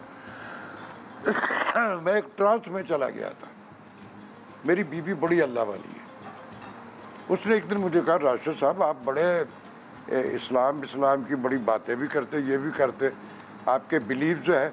मैंने कहा क्या पूछना चाह रही? कहने लगी आप अमानत जो होती है वो, उसमें आप ये समझते हैं ना कि उसमें राइट नहीं होते हैं।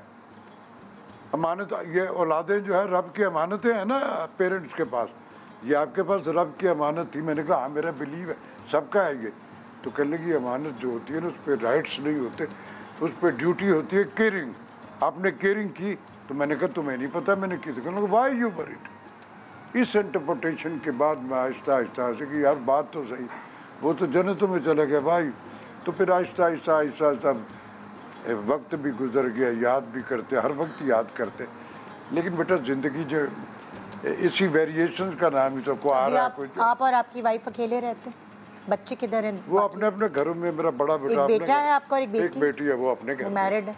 जी हाँ, वो मैरिड है दोनों। तो कैसे गुजरती है अभी ज़िंदगी दोनों मियां बीवी की? हम दोनों बहुत खुश। हमारे घर में काम वाली है, एक मेरे काम वाली उसका नाम महविश है, एक एनी है, फिर उनके छोटे छोटे बच्चे वो भी आ जाते तो रौनक वौनक लगी रहती। वहीं रहती हैं आपके घर में जो काम वाली? चले भी जाती है अपने घर में, लेकिन अब मैं यहाँ आया हुआ ना तो आज वो नहीं जाएंगी अपने घर, वो मेरे घर में। और मुझे यकीन है, मुझे ख्याल है कि वो बैठी देख रही होंगी कि अंकल गए तो शायद हमारा भी तो मैंने तस्करा उनका भी कर दिया। कितने साल हो गए आपकी शादी को माशाल्लाह? बेटा अब तो 50 बरस से भी ज़्यादा हो गए।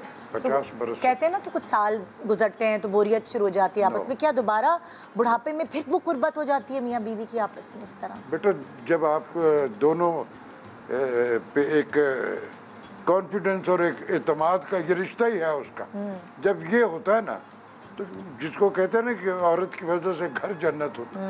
मैं बड़ा ब्लेस्ड पर्सन हूँ कि मेरी बीवी ने मेरा बहुत साथ दिया। जब जिस दौर में हमने, ये तो पैसे वैसे तो होते नहीं थे हमारे शोबे में, तालियां फेम होती थी, शाहीन जिसमें बादशाह बना हुआ था मैं, और सारी दुनिया की सड़कें बंद हो रही होती, तो उसमें 1100 रुपये मुझे मिलते थे पर एपिसोड, और 1100 सॉरी उसको इस्माइल शाह को।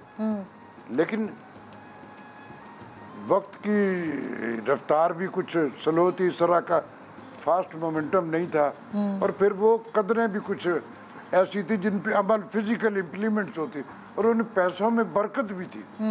अब हम इतना जो कमाते हैं, अगर आप कंपैरिजन करके देखें तो 1100 को आज 11 लाख कर लो, उसका भी वही आ रहा है जो हम 1100 में से ले लिया करते थे। तो इसी तरह एक ट्रैवलिंग होती है, फिर आप अपनी ख्वाहिशें बढ़ाते चले जाओ।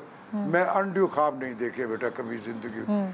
जितनी चादर है कि आपको वाइफ भी ऐसी मिली ना? अल्लाह का शुक्र। मैं तो ये मैं कोई मजाक में नहीं कहा, बबरिक तेरी आंटी ने खुदा की कसम मुझे जिंदगी में कभी नहीं कहा मुझे राशन की ला के दो, नेवर। अच्छा, इस बीच जो लाया हूँ मैं लाया हूँ। इस बीच आपको फालिज के अटैक भी हुए हैं, तो ये बेटे के इंतकाल के बाद हुए? ये सारे आफ्टर इफेक्ट उसके बाद ही हुए मुझे सारे। उससे पहले मैं मैंने सुना 4 दफा हुए, और पता नहीं, पर जब मैं विद इन डेज में मैं ठीक हो जाता हूँ, बिल्कुल पैरालाइज होके भी ठीक हो जाता। ब्लड प्रेशर आपका बढ़ जाता है क्या? नहीं, बस वो हार्ट मेरा पता नहीं क्या होता, कोई अजीब सी कैफियत, और लास्ट टाइम तो मैं बिल्कुल पैरालाइज, और फिर मेरे दिल में था कि मुझे सांस आ रहा है, मैं मरा नहीं हूँ, तो इट मीन्स मैं फिर ठीक हो जाऊँगा। और मैं 5-7 दिन के बाद डॉक्टरों के बबर से। तो आपने तो कहीं जॉब नहीं की, फिर मेडिकल देखें, जब कहीं बंदा जॉब करता है थोड़ी सिक्योरिटी होती है कि अच्छा जी बुढ़ापे में, जैसे मेरे अम्मी अब्बू को दोनों को पीटीवी की तरफ से मेडिकल था। बेटा तो मेरा मैं तुम्हें बताता हूँ, पहले 3 साल हाथ तो मेरे जो मेरी जमा जाता था वो, चौथी बार जब वो ये बहुत फेयर, और बिल्कुल ऐसा था कि मुझे बिल्कुल लगा यार ये मेरा पैकअप शॉट है, अब वो कहेंगे इसका पार्ट ख़त्म है। लेकिन मैं फिर उसमें जो मेरे पास जमा जत्था था वो किया, लेकिन उस वक्त हमारी निगरान सेटअप था हमारे पंजाब में। अच्छा। तो अल्लाह भला करे, आमिर मीर साहब थे हमारे मिनिस्टर उस वक्त, उन्होंने कुछ हेल्प की? उन्होंने वो फिर मेरी जितनी बिलिंग जो सर, जब उन्होंने कहा कि राशन यही है हम तेरी, मैंने कहा जी मैं तो ये सारा कुछ करके इतने पैसे भर चुका हूँ, मैंने सारे बिल सारी डिटेल उनको भेज दी। तो ये तो उन्होंने वो जितने मेरे लगे हुए थे ना, वो हुकूमत ने मुझे वो वापस दे दी। ये तो अल्लाह की तरफ से एक तरह से मोइज़े वाली बात थी। तो लेकिन मैंने कभी मांगा नहीं बेटा, मैं अल्लाह मियाँ से मांगता हूँ।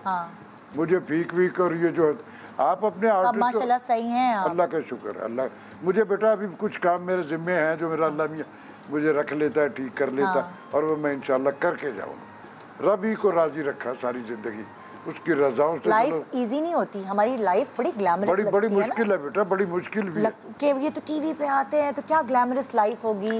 नहीं बेटा, मैं तो फेम को और अपनी जो इकोनॉमिक लाइफ है उसको मैनेज करना मुश्किल है, क्योंकि लोग देखते हैं बड़े मीडियम के लोग, वो ये 100 करोड़ ले रहा है, ये 200 करोड़ ले रहा है, हम यहाँ लेते हैं 2 लाख 3 लाख 4 लाख 5 लाख 10 लाख, ये करोड़पति है। तो वहाँ वो हमारे भी नकली महल दिखाए हुए होते हैं, स्विमिंग पूल वाला घर, बड़े बड़े सेट लगे होते हैं। कौन सा है भाई, हमारे तो कोई ऐसी चीजें नहीं है, मतलब हमारी भी ऐसी। मैंने तो बेटा पिछले दिनों अपने पंजाब हुकूमत में ये सेशन दोस्त भी तस्करा भी कहा कि जी आप ठहर ठहर के हौसी कॉलोनियाँ जो है जर्नलिस्टों के लिए बना रहे हैं, डरते हैं इनसे, इसलिए बना रहे हैं इनके, क्या हम जो आर्टिस्ट हैं इस मुल्क के, हम इनसे ज़्यादा सफ़ीर हैं सारी दुनिया में। शनाख्त कराई में नाम लेना शुरू कर लेता हूँ जिन्होंने बताया कि वो यार फ्रॉम पाकिस्तान, आप उनको घर नहीं चाहिए, कभी पूछा आपने? जैसे अभी मैंने आपसे जिक्र किया आपका 26 साल का बेटा था, बब्रिक के साथ भी ऐसे ये हंसता खेलता शरारती आदमी, इसका भी माशाल्लाह इतना खूबसूरत क्यूट छोटा सा। आपको पता है आपके जब हमने फ्लायर बनाया ना तो मुझे मेरे इंस्टा पे मैसेज आए, हालांकि आप मेरे शो पे पहले आए थे जब आपका बेटा नया सानेहा आपकी ज़िंदगी में हुआ और वो इस दुनिया से गया था, तो उन्होंने मुझे फिर मैसेज किया, हो सकता है वो नहीं देखा उन्होंने शो, उन्होंने मुझे मैसेज किया कि बब्रिक से पूछना कि क्या हुआ था। बड़ा अजीबोगरीब सानेहा है इसका। तो वो वैसे it was a tragedy actually, was a very tragedy, मतलब he was dying at the back of my head and I didn't know that. Allah ने उसके बीच में और मेरे बीच में पर्दा रखा हुआ था, ठीक है। आई didn't no, he was just about 100 feet away from me. अगर मेरा मुंह इस तरफ था और वो पीछे। कितना साल का था वो? 3 साल 7 महीने। और वो 3 साल के बच्चे जो बच्चा यार, और वो वही ना सर जी इंटेलिजेंट इतना, 2 साल में उसने अंग्रेजी सीखी, ठीक है। सारे डायनासोर्स के नाम, सारे प्लैनेट्स के नाम तरतीब से, कि पहले मार्स आता है, फिर वीनस आता है, फिर अर्थ आता है, पहले मरकरी आता है, इस तरह तो इस तरह उसको तरतीब से सारे नाम याद थे। सारे इतनी छोटी उम्र में याद थे। जो सेल्फ लर्नर था ना, he was a self learner. और जब स्कूल गया, और उसका नंबर क्या था, मतलब कौन सा वाला बेटा था आपका? तीसरा? Last one. जैसे इनका छोटा था, मेरा भी सबसे छोटा था। आपके टोटल कितने बच्चे? मेरे 4 बेटे थे। 4 बेटे थे और ये सबसे फोर्थ वन। और जन्नतों में चले गए बेटे। इसकी पैदाइश में जो है ना, मुझे था कि ये पैदा हुआ था 21 रमज़ान को। अच्छा। वो हज़रत अली रज़ा की शहादत का दिन था। हालांकि क्यों मुझे मिल गया था, क्योंकि औलाद ही हम अली की हैं, तो क्यों मुझे मिल गया था कि इसने भी कहीं ना कहीं शहीद होना है। मगर मुझे ये पता नहीं था। मैंने इसके इंतकाल के बाद ये रियलाइज़ किया कि ये तो पैदा ही उस दिन हुआ था जिस दिन हज़रत अली रज़ा की शहादत हुई थी। सो जब वो मतलब उस वक्त आप घर में मौजूद थे जब वो घर मौजूद था? क्या वो एक दफ़ा मैं इसलिए आपसे दोबारा पूछ रही हूँ, मुझे याद है आपने मुझे जो बताया था, हालांकि कितने साल पहले की बात है, कितने साल हो गए? अब तकरीबन 23 था, तो इनके 10 साल, यानी कि मेरे जो हैं 2 साल। हाँ, 2 साल पहले आप आए थे। ड्राइंग रूम के दरवाज़ा जो होता है लग वहाँ से निकला था? हाँ, वो मैं असल में कंप्यूटर पे कुछ काम कर रहा था, तो ये निकल गया ऐसे पीछे से। मैंने कहा शायद घर में ही खेल रहा है, मैंने नोटिस नहीं किया। आपके जो एक दरवाज़ा है वो एक जैसे ड्राइंग रूम होता है ना, उसके अलग दरवाज़ा होता है, घर का अलग दरवाज़ा होता है। मेरा मेन एक प्रॉपर सही 8 फुट का दरवाज़ा है। अच्छा। It's a very huge door. अच्छा। या पूरी गाड़ी अंदर से लेके जा सकते हैं। ओके।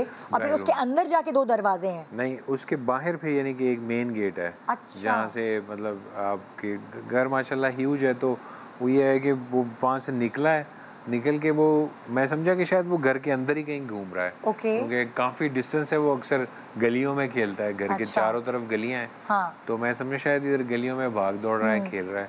उसको आदत थी मोबाइल लेके घूम रहा है और दुपट्टा पकड़ा हुआ है और सारे घर में घूम ही जा रहा है। हाँ। चक्कर लगाता था ऐसे।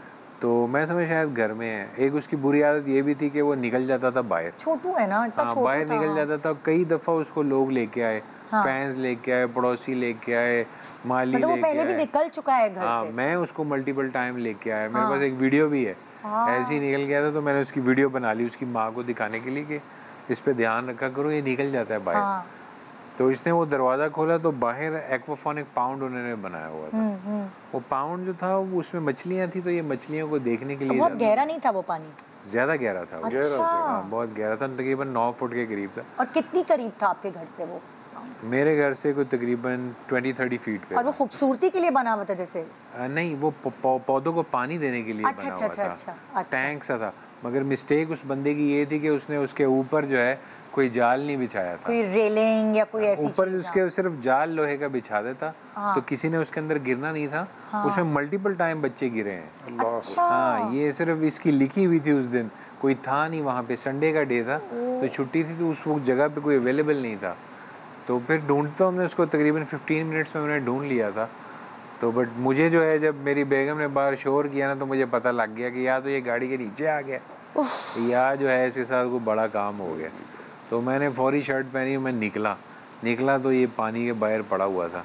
वहीं पे मैंने उसको पानी के अंदर था कि पानी के बाहर? नहीं, लोगों ने उसको निकाल लिया था बाहर। और जो इसकी वालदा थी बेगम की, उसने छलांग लगा के इसको बॉडी को बाहर निकाला। करीब ही रहती थी क्या? नहीं, वो उस दिन आई हुई थी कराची से लाहौर इत्तेफाक से। तो वो फिर पानी में लगे, सर्दी भी थी, वो कूद गई पानी में। उन्होंने बॉडी को बाहर निकाला। मैं उस दौरान में अंदर था, अंदर घर में ढूंढ रहा था कि कहीं ये घर के अंदर तो नहीं कहीं छुपा हुआ। तो खैर जब मैं बाहर गया फिर मैंने उसको वहीं पे ही CPR दिया, उसके फेफड़ों में हवा भर के मैंने आई पुश इट आउट।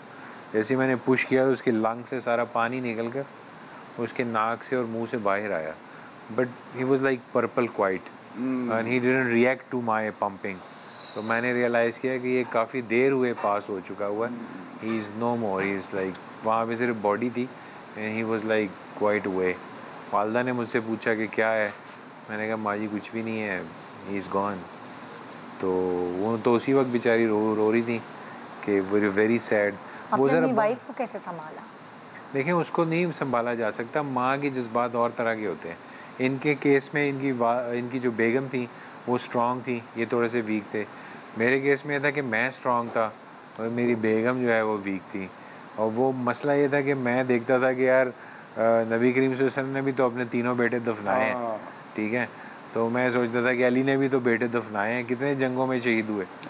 तो मैंने कहा यार जो मज़हब है ना वो आपको सब्र देता है। इनकी वाइफ का रुझान ज़्यादा मज़हब की तरफ है, उन्होंने इनको सब्र दिया, और आपका जो है वो ज़्यादा है, वो कहते हैं ना कि हमारी तो ट्रस्ट और वो अल्लाह ताला पे के भरोसा। साथ साथ हमारी तो ज़ात ही हुई ना, हम तो उन्हीं की औलाद हैं, औलाद अली औलाद मोहम्मद में से हैं। तो इसीलिए फिर आपने अपनी वाइफ को, मगर क्या एक बहुत मुश्किल होता है आप अपने स्पाउस को जाके ये खबर सुनाएं, या वो उधर ही आ गई थी आपकी वाइफ? वो तो मुझसे पहले पहुंच गई थी, उसकी चीख से ही तो मैं पहुंचा था, क्योंकि वो चीख बहुत दर्दनाक थी, मैंने कभी सुनी नहीं थी 14-15 सालों में उसकी मुंह से इस तरह की चीख। तो मैं समझ गया था कि वो काम पड़ गया है। अब मैंने कहा अल्लाह को कि जो भी हो ना मुझे हिम्मत दे, जन्नती देखी जाएगी जो भी। जब मैं बाहर गया तो फिर मैंने उस पोजीशन को टेक ओवर किया। देन फिर उस जगह को मैंने बंद करवाया फौरी उसी दिन। मैंने कहा कि ये कोई और ना इसमें गिर जाए, तो मैंने तो वो बंद कराया। पुलिस आ गई, उन्होंने कहा कि जब भी अल्लाह ताला कोई गम देता है, कोई तकलीफ देता है, कोई दुख देता है ना, ज़रूर कोई ना कोई ज़िंदगी में चेंजेस आते हैं किसी भी तरह। मेरे में चेंजेस ये हैं कि मैंने सब कुछ छोड़ दिया ना, आई लेफ्ट एवरीथिंग, यानी कि सारी बुरी चीज़ें। हाँ, ये तो फिर भी सिगरेट पी लेते ना, मैं वो भी नहीं पीता मैं आई लेफ्ट एवरीथिंग।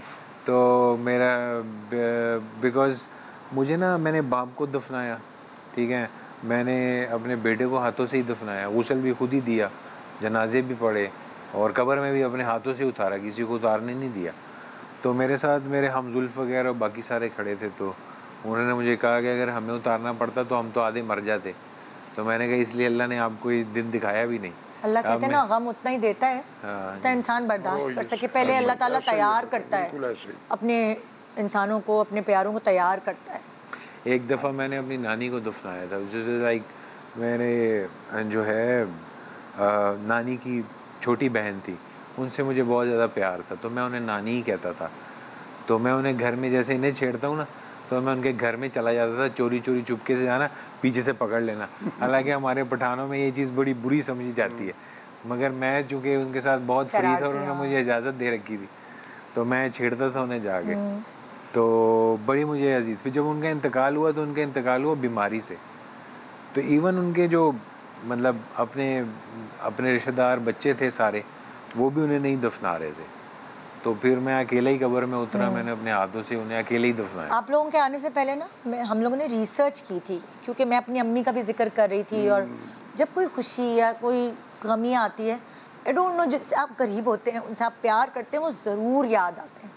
ऐसा ही है बेटा, ऐसा ही। जैसे मेरी अम्मी का इंतकाल हुआ था तो मैं बार बार उनके वॉइस मैसेज सुनती जाती थी, और मुझे ऐसा लग रहा था जैसे मैं अपने जख्मों को खुद दोबारा खरीद रही हूँ। ऐसा ही है बेटा, ऐसा। और फिर मैं जब हील ही नहीं हो रही थी तो फिर मुझे सबने कहा कि तुम ऐसा करो, तुम उनके वॉइस मैसेज सुनना बंद कर दो, क्योंकि अल्लाह ताला गम देता है तो मरहम भी वही देता है, आहिस्ता आहिस्ता आहिस्ता। वक्त कहते हैं सबसे बड़ा मरहम होता है। लेकिन अपनी ज़िंदगी में आपको अपने जो गम है वो अंदर नहीं रखने चाहिए, उनको निकालना चाहिए। मेरा केस ये है ना कि मैं तो ऐसे था ना कि नमाज में भी रोता था, क्योंकि आपको पता होगा शायद मैं 5 वक्त पढ़ता हूँ माशाल्लाह, तो अल्लाह का शुक्र है। तो मैं नमाज आपके अपने बेटे के बाद आपके अंदर चेंजेस आए हैं या आप पहले से? नहीं, मैं शुरू से ही, मैं अपनी 19 साल की उम्र से हूँ, दिखता मैं नॉन सीरियस हूँ, अगर मैं ऐसा हूँ नहीं अपने नेचर में। लोग बहुत जज कर देते हैं, लेकिन आप जज कर नहीं सकते, ये उसको पता है कि वो शख्स जो है वो कैसा है। मेरे 2 रूप हैं, एक वो रूप है जो मैं यहाँ बैठा हुआ हूँ और आप मुझे देख रही हैं, एक वो रूप है जब मैं बैठता हूँ खुद अपनी लाइफ पे, यानी कि अपनी ब्रॉड ऑन करके, तो लोगों को पता है कि हम शाजी से मिलने जा रहे हैं। मुझे याद है बब्रिक, एक ज़माना ऐसा होता था जब बब्रिक हमारे शो पे आने वाला होता था, हम कहती थी रिकॉर्ड कर लेंगे क्योंकि बब्रिक कुछ भी बोल देता है। 16 ईयर्स से माशाल्लाह ये शो पे आ रहे हैं, तो हमें होता था बब्रिक आने वाला है, चलो ये ईद का ये शो रिकॉर्ड कर लेते हैं क्योंकि ये लाइव आएगा, ये कुछ ना कुछ बोलेगा। मुझे याद है। मगर आज तक देख लें पाकिस्तान का कोई शो नहीं है जिसमें मैंने कुछ ऐसा बोला हो जिसके ऊपर लोगों ने रिजेक्शन नहीं, हमें डर लगता था ना, क्योंकि मैं आपको बता रही हूँ ना, इतने अरसे बाद समझ आ जाती है। फिर मैंने जब समझा कि यार ये बंदा तो दिल का शफाफ है, जो अंदर है वो बाहर है, ये खतरनाक लोग नहीं होते हैं। एहतराम करता है अपने, जान मारता है हम पे। हाँ जी, ऐसे ही है। अभी कहीं मैं मौजूद नहीं हूँ, जरूरत नहीं है कम्युनिटी में से कोई मेरे ऐसे अनड्यू बात कर दे, दांत निकाल देगा। अच्छा, मैंने सवाल ये कहा, कम आर्टिस्ट होते हैं, बहुत कम आर्टिस्ट होते हैं जो मुझे पसंद आते हैं। राशिद भाई उनमें से एक है। मैं इनको बड़ी अपनाइयत के साथ देखता हूँ, और अभी के लोगों में मैंने महसूस किया, अभी जो यंग लोग आते हैं मैं से उनको बड़ों की इज्जत नहीं है। ये बहुत गलत बात। हाँ, बड़ों की इज्जत नहीं, गाली गलोच तो आम है। ये गलत आप हमारे मुंह से बैठे ना, हम गपशप लगा रहे हैं, गुफ्तगू कर रहे हैं, अब गाली, मेरी आदत नहीं है, मैंने एक भी गाली नहीं देनी। अच्छा, मैं आप लोगों से ये सवाल करना चाहती थी। देखिए, जैसे मैंने कहा कि आप अगर अपना गम पालते हैं और उसको पीते रहते हैं तो वो नुकसानदेह है आपकी बॉडी के लिए। सो अगर आपको एग्जॉस्ट करना है, सबकी ज़िंदगी का अपना अलग अलग तरीक़ेकार होता है, आपका क्या तरीक़ेकार है? मैं वज़ू करता हूँ, नमाज़ पढ़ता हूँ और रोता हूँ खूब। अल्लाह क्या? हाँ, मैं किसी के सामने नहीं रोता, चाहे जितना मर्जी मुझे दुख हो। यानी कि आपने बेटे की बात की ना, अब मैं आपको बड़ी अजीब सी बात बताता हूँ। कोई दिन का ऐसा वक्त नहीं है, ना ही कोई रात का ऐसा टाइम है जब वो मेरी आंखों के सामने नहीं होता।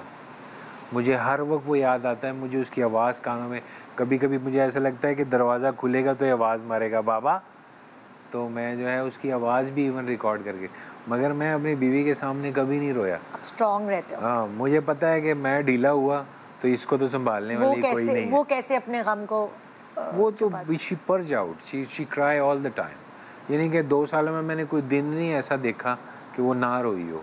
मतलब इतना वो रोई है, इतना वो रोई है, इतना उसने गम को अपने दिल पे लिया है।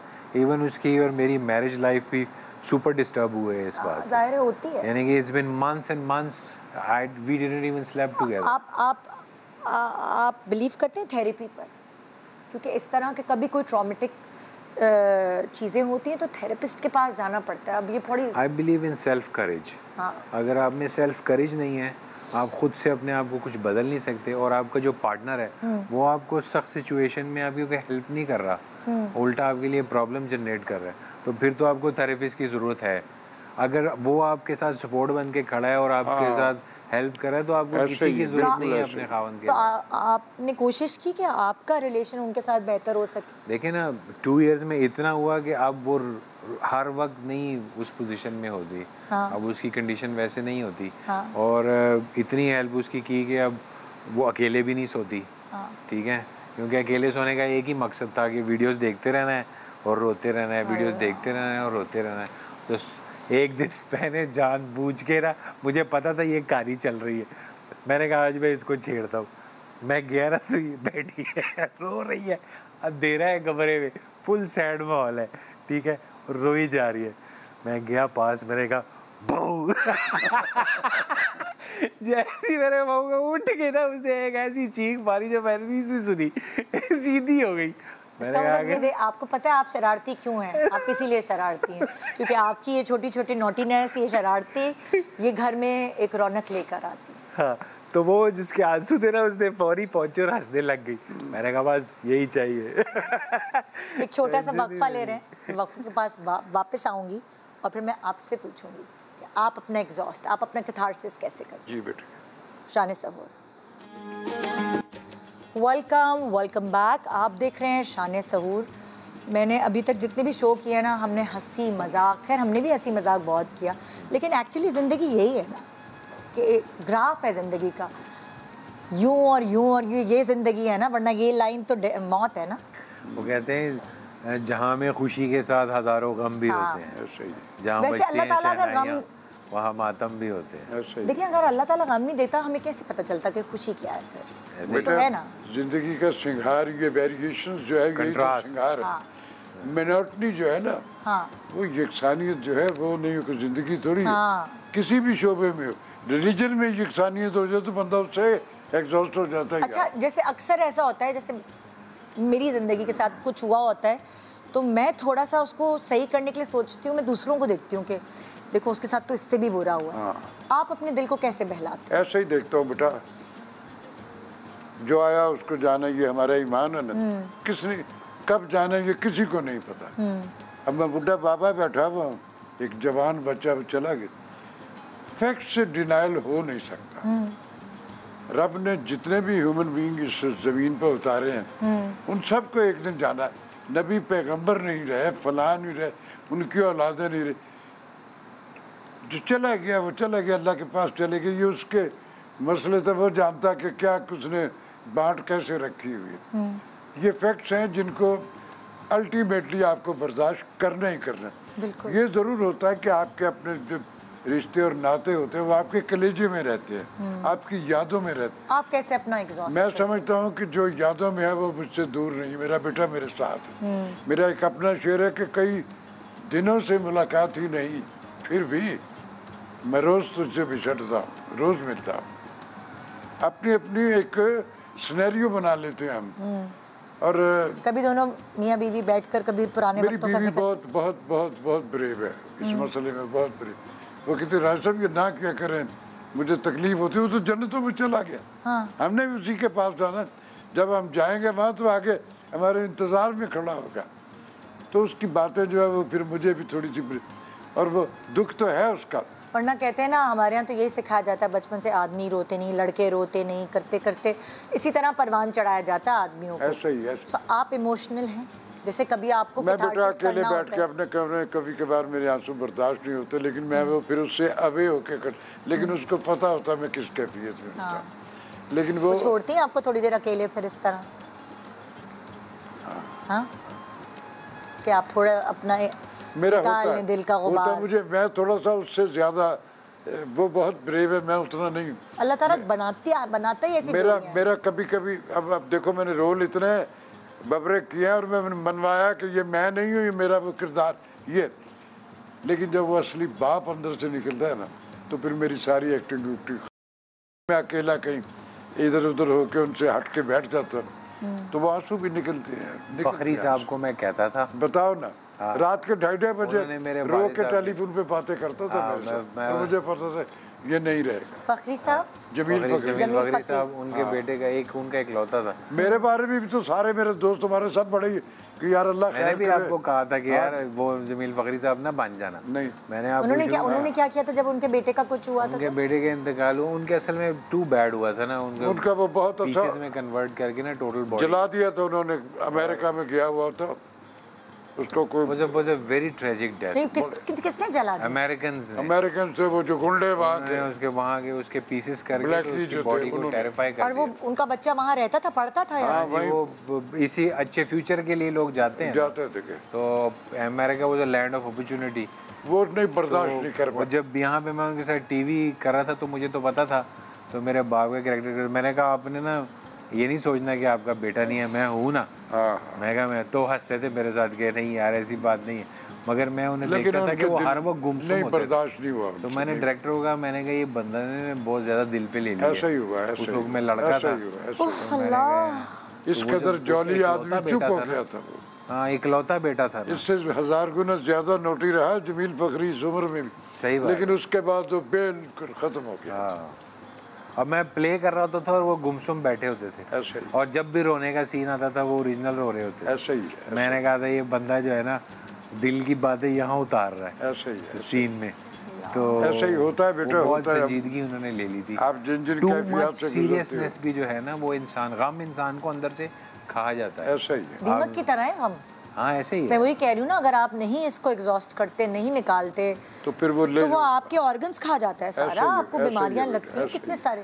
पर्च करना ज़रूरी है, चाहे वो दो मियाँ बीवी आपस में बैठ के करें, चाहे वो बहन भाई आपस में बैठ के करें। कभी कभार जो मैंने थेरेपीज देखी वो ऐसे ही होती हैं कि सबका जो गम साझा होता है ना, वो इकट्ठे एक कमरे में गोलतारा बना के बैठते हैं, फिर हर कोई अपनी अपनी अपनी अपनी कहानी, तो हर कोई सुनता है एक दूसरे की, और वो थोड़ा रिलैक्स फील करता है। जैसे मैं आज बहुत दिनों बाद आपकी बात सुनने के बाद मैंने अपनी अम्मी का जिक्र किया। और मेरे एक चीज़ मैंने बहुत ख़ास नोट की, अगर दो लोग आपस में कोई दिल का रिश्ता रखते हो ना और वो लोग आपस में बात करें तो इवन आपकी कंफ्यूजन्स भी ख़त्म हो जाती हैं। ऐसा ही है, यानी आपको आपका माइंड एकदम सोच रहा था कुछ और, मगर बात करने से आपका माइंड इतना क्लियर हो जाता है कि आप कहते हैं यार ये तो मैं 1 घंटा पहले अज़ाब में पड़ा हुआ था, ये तो बड़ा आसानी से हल हो गया। Communication is the key. हाँ, चाहे रिलेशन हो चाहे बहनों का भाई, using the right word is the key. Yes, कि आपने किस टाइम में कैसे अल्फाज इस्तेमाल करने, दैट्स द की। सारा गेम ही उसी टाइमिंग का है,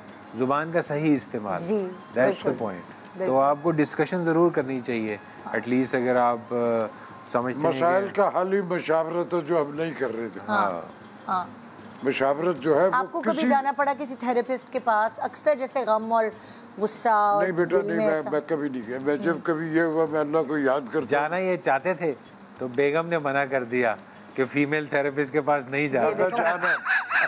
ये आदमी उसने मुझे कभी जिंदगी में किसी कोई उसको पता मेरा मियां बाप, मैं भाभी का दर्द समझ गई हूँ कि वो जिंदगी में कभी सीरियस नहीं होता होगा आदमी, है ना? सही है। कभी आपको डांटती पिटती बेगम से? पढ़ती है, कल परसों पढ़ी मुझे, तो बेटे के साथ मैं इस तरह मस्खरी कर रहा था, कहती ये बाज नहीं आएगा, हर वक्त चार्ली बना रहता है। This is life.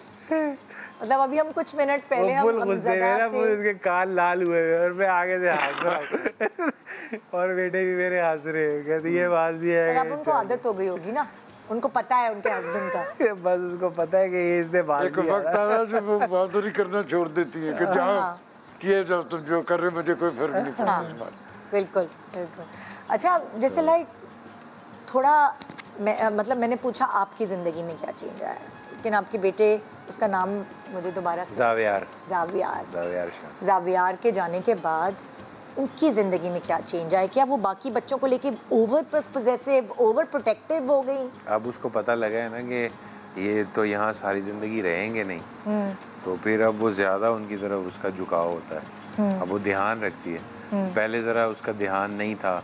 जब अल्लाह छोटे छोटे होते इतनी सारी माँ को इतनी सारी चीजें करनी होती है ना, ये माँ के साथ बहुत ज्यादा बेटे पैदा हो ना, बेटी पैदा हो तो और बात होती है। शरारती नहीं करती, बेटे बहुत शरारती होते हैं ना। बेटे पैदा हो, शरारत के साथ साथ थोड़ा बोल्डनेस लेवल भी बढ़ जाता है उसका, औरत का ना, और केयरलेस भी हो जाती है कि लड़के हैं, कोई मसला नहीं है इस तरह। तो अब वो चीज़ जो है वो मैं देखता हूँ, महसूस करता हूँ कि वो नहीं है। अब उनका बाहर जाना, उनको स्कूल छोड़ के आना, लेके आना, किसी को ना देना, किसी के घर ना लेके जाना, जाना तो खुद साथ में जाना, पोजेसिव हो गई थोड़ी। हाँ, उसको समझ में आ गई कि ये सिर्फ ये नहीं कि ये बड़े हो गए, ये कल को जाएंगे भी।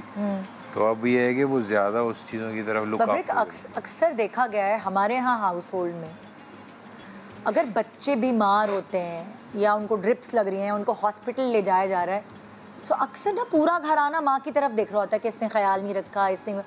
वो उस फेज से भी गुजरी आपकी बीवी? क्या वो खुद गिल्ट कॉन्शियस रही या लोग भी उल्टा पुल्टा कहने लगे? जाहिर बात है, उसको मैंने भी सबसे पहले ये कहा था, मगर ऐसा एक्चुअली था भी उस वक्त। तो मैंने उसको कहा कि यार तुम इस पे ध्यान दिया करो, ये बाहर निकल जाता है। तो ये दफ़ा मैंने आपको बताया, मैंने वीडियो भी बना के उसको दिखाई कि देखो बाहर है, इस तरह ही निकल गया है बच्चा। वो ऐसे शरारती था, वो कपड़े कुपड़े पहने नहीं पहने निकल जाता था, तो इस तरह लोग उसको पकड़ के लेके आते थे। तो फिर मैंने उसको कहा देखो इस पे क्या, तो उन दिनों में उसने तकरीबन प्रीटी मच काफ़ी केयरलेस हो गई थी। फिर when he passed away तो she realized कि वो केयरलेस नहीं, लेकिन जब वो वक्त हुआ तो अक्सर कुछ रिश्तेदार भी ऐसे होते हैं ना जो लाइक पॉइंट आउट कर रहे होते हैं। नहीं, उस वक्त तो मेरा नहीं ख्याल किसी ने उसको कहा, मगर उसके सेल्फ अंदर उसके सेल्फ ठीक है यार, मैंने बहुत ज़्यादा टाइम देना चाहिए था, मैंने बहुत ज़्यादा टाइम नहीं दिया। मगर मैंने उसको हमेशा ये बात समझाई है, मैंने कहा जब इंसान पैदा होता है ना तो माँ के पेट में अल्लाह उसका रिस्क भी लिख देता है और उसकी मौत भी लिख देता है। जब वो पैदा होता है तो साथ ही मौत भी पैदा कर देता है, वो मौत सारी ज़िंदगी उसके साथ चलती है। ऐसे ही, बल्कि वही तो हिफाजत करती है। हमारा तो गार्ड जो है हमारे, हम तब तक नहीं मरेंगे जब तक उसका बुलावा नहीं। वो हमारी सारी सिक्योरिटी तो वो है, गार्ड तो हमारा वही है। वो हमें उतनी देर नहीं मरने देगी। एक दफ़ा मेरे साथ बड़ा अजीब सा वाक़या हुआ, बारिश थी रोड के ऊपर, तो मैं शूटिंग करने जा रहा था, तो मैं गाड़ी में जा रहा था अपनी, तो गाड़ी में जा था, गाड़ी में मैं अकेला था, तो स्पीड जो है वो सड़क बिल्कुल स्लिपरी थी, तो मैंने एक मोमेंट पे हाईवे पे था, मैंने ब्रेक मारी है ना, ट्रक ने ब्रेक मारी तो मैंने भी ब्रेक मारी। मैंने ज़ोर से ब्रेक मारी तो गाड़ी कहती ची, ओ मैं कहा ची, मैंने उसको साइड पे किया और राइट की। जब मैंने उसको वापस राइट पे किया ना तो मेन रोड पे घूमने शुरू हो गई, गोल गोल घूम रही। मैं कहा अभी अब पीछे से आया ट्रक, अब पीछे से आया ट्रक, दोनों टायर मेरे गाड़ी के उड़ गए, डस डस डस डस, और गाड़ी मेरी जाके डर्ट्स के अंदर जाके पार्क हुई। जब मैं बाहर निकला मैंने देखा, मैंने सड़क पे ध्यान दिया, मैंने कहा मेरे पीछे कोई बंदा होता तो मैंने कहा सुबह खबर चल रही होती यार ये हाईवे में मौत हो गए। तो ये है कि मैंने मौत को बड़े करीब से देखा है, तो मैं रियलाइज़ करता हूँ कि अगर आपका दिन लिखा है ना उस दिन आपकी है तो फिर 100% है। कभी आप देखते नहीं है, हमने देखी है कि गाड़ियाँ जो हैं वो ऐसी क्रैश हुई हुई हैं और पता चलता है उसके अंदर जो शख्स मौजूद था उसको खराश भी नहीं आई। ऐसे भी होता है। तो उसकी मतलब अल्लाह ने, अब जैसे फॉर एग्जांपल अब जो एक प्लेन क्रैश हुआ था उसमें मुनव्वर सईद साहब के बेटे थे, वो बचे थे।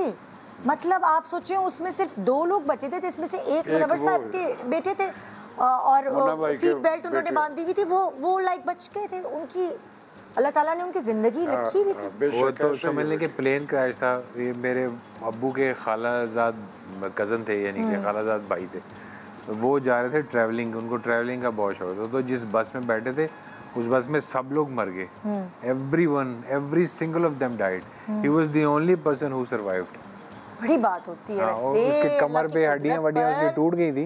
He was the only one who survived. ऐसे ही ना, बस उसने नहीं लिखी थी। अब वो घर बैठ के खाना पकाता रहता है आजकल। तो मैं कहता हूँ कि अगर नहीं लिखी होती तो you know no one knows कि किसकी किस टाइम लिखी है। बिल्कुल। और ये भी कोई नहीं है कि एज किसे जाना है, उसकी वो लिमिट से कहाँ तक उसका सफर है, वो जब वो पूरा होगा तो चले जाना सबने है। हाँ, अपने। लेकिन जिंदगी कितनी अब्रप्ट है ना, आपको कुछ नहीं पता होता, कितनी प्लानिंग करते हैं, कुछ एक ही लम्हे कुछ होता है, जिंदगी आपकी काया पलट जाती है। एक few सेकंड आपको लगते हैं, just few seconds। यार अच्छा भला क्या यार, अभी तो वो रात को तो ठीक था, सुबह पता लगा वो है ही नहीं। वो आपका बेटे जो आए हुए थे कराची, वहाँ पे सॉरी लाहौर, या आप उधर गए हुए थे उनके पास? नहीं, मैं वो पाकिस्तान आया हुआ था, लाहौर आया हुआ था, घर में था, बातें कर रहे हैं इधर अपने, मेरे बेड पे मेरे पास बैठा तो एकदम से यूँ खड़ा हुआ और गिर के जाना था उसे, जिसे जाना उसे कोई रोक। और आप ये देखें कि वो होते थे अबू धाबी में। हाँ, और देखो उधर कतर में होता था। अब वो आया, उसको पता था अपने बाप के हाथों में मुझे जाना अल्लाह मियां के पास। अगर अल्लाह ना करे वहाँ कुछ होता फिर कितनी तो बिल्कुल ज़्यादा तकलीफ होती है। तकलीफ तो खैर अभी सारी है, तकलीफ तो है, लेकिन ये है ना कि आपने अपने आंखों से सब देखा, हाथों में उसने दम तोड़ा, अपने रब के पास जन्नतों में चला गया। हाँ बिल्कुल।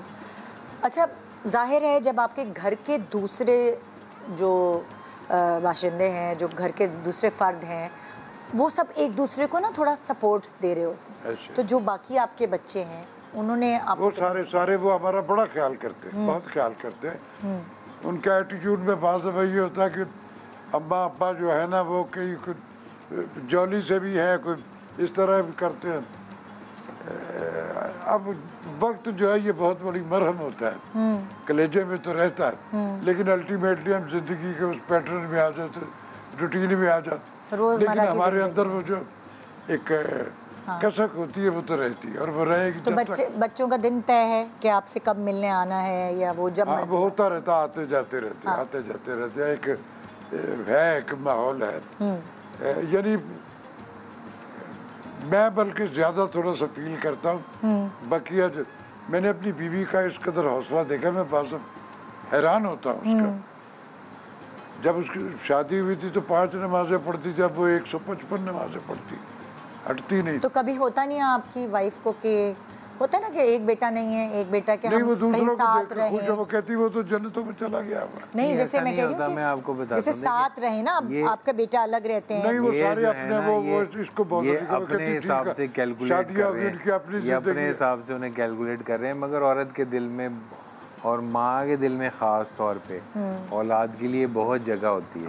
वो बड़ी सब्र वाली माँ होती होगी जो ये, मगर जाहिर सी बात है मैं महसूस कर सकता हूँ, तो मैंने देखा है चीज़ों को और मैंने रियलाइज़ किया है कि वालदा जो है उसका दिल औलाद के लिए ज़्यादा नरम होता है, उसमें ज़्यादा प्यार होता है। बनिस्बत बाप के। और वो उनकी बेशुमार वो जो बाजार में अनड्यू सी बातें लग रही होती वो नहीं बॉदर करती, तो कहती करने दो ना, खैर है कोई बात नहीं। अच्छा, जैसे मैंने बब्रिक से पूछा कि इनकी वाइफ में क्या चेंजेस आई, आपकी वाइफ में क्या चेंजेस आए? आप लोगों का रिश्ता और मजबूत हो गया? ऐसा ही हो गया। देखिए दोनों चीजें होती हैं, कभी कभार दूरियां आ जाती हैं। कभी कभी वो ऐसे लगती है कि जैसे वो जवानों में आती है। हालांकि केयरिंग ज़ाहिर मियाँ बीवी एक ऐसा है कि वो एक दूसरे, लेकिन मुझे कभी कभी अब मुझे बड़ा अच्छा लगता है कभी आके अचानक अबे मैंने नहीं खाना, भी ले ले कुछ नहीं होता। वो मेरे घर वाली उसको कहेगी कि महवेश जाओ अंकल से पूछ के और आया तो राके अबे मैंने खा चुका और नहीं खा। हाँ। तो इस तरह की लाडियाँ सी हो जाती। मतलब आप ये कह रहे हैं कि आप ख्याल रखिए। ये केयरिंग क्या एक जेस्चर होता है। हाँ। जिसमें बाजार इस उम्र में लगता है कि अभी ये क्या करे। हाँ। लेकिन वो एक एफिलिएशन का एक कम्युनिकेटिव पिप्स जो वो फ्रीक्वेंसी के होते हैं उसका एक जेस्चर। अब वो आपको फील दे रही है ना। हाँ। अब आपको फील दे रही है, वो आपको बता रही है। बहुत अच्छी है, बहुत अब आपसे उनको डर है कि दूसरी शादी ना कर ले। अबे मैं तो साल ऐसे 52 बरस में रोज अभी रात को कल जब सीधा वहीं जाऊंगा, कभी गया ही नहीं कहीं। अटैक जैसे अटैक तो होते हैं हम सब। अटैक होते देखा, अटैक हो रहे अभी भी। मैंने कहा एक किसान, मैंने कहा एक किसान अमिताभ बच्चे रहे हमारे। एक जो होना था वो हो चुका। ये देखिए ये आपको फिर छेड़ना शुरू हो गया। कोई बात नहीं है, मेरा बेटा है, मेरा लाडला। कह रहे अमिताभ बच्चन है अटैक हो रहा है, रेखा जी ने अटैक किया। अच्छा नहीं, आपस की बात है, अब थोड़ी शरारत मैं भी करूंगी कि किसने अटैक किया। हाँ मतलब आप पे होते रहे अटैक। मैं पकड़ा ही नहीं थी बेटा, मैं इस कदर मतलब माशाल्लाह 53 साल शादी को हो गए। बेटा एक साल है के बाद भी अगर आदमी सबक हासिल नहीं कर रहा तो वो एक जारिया कौन था?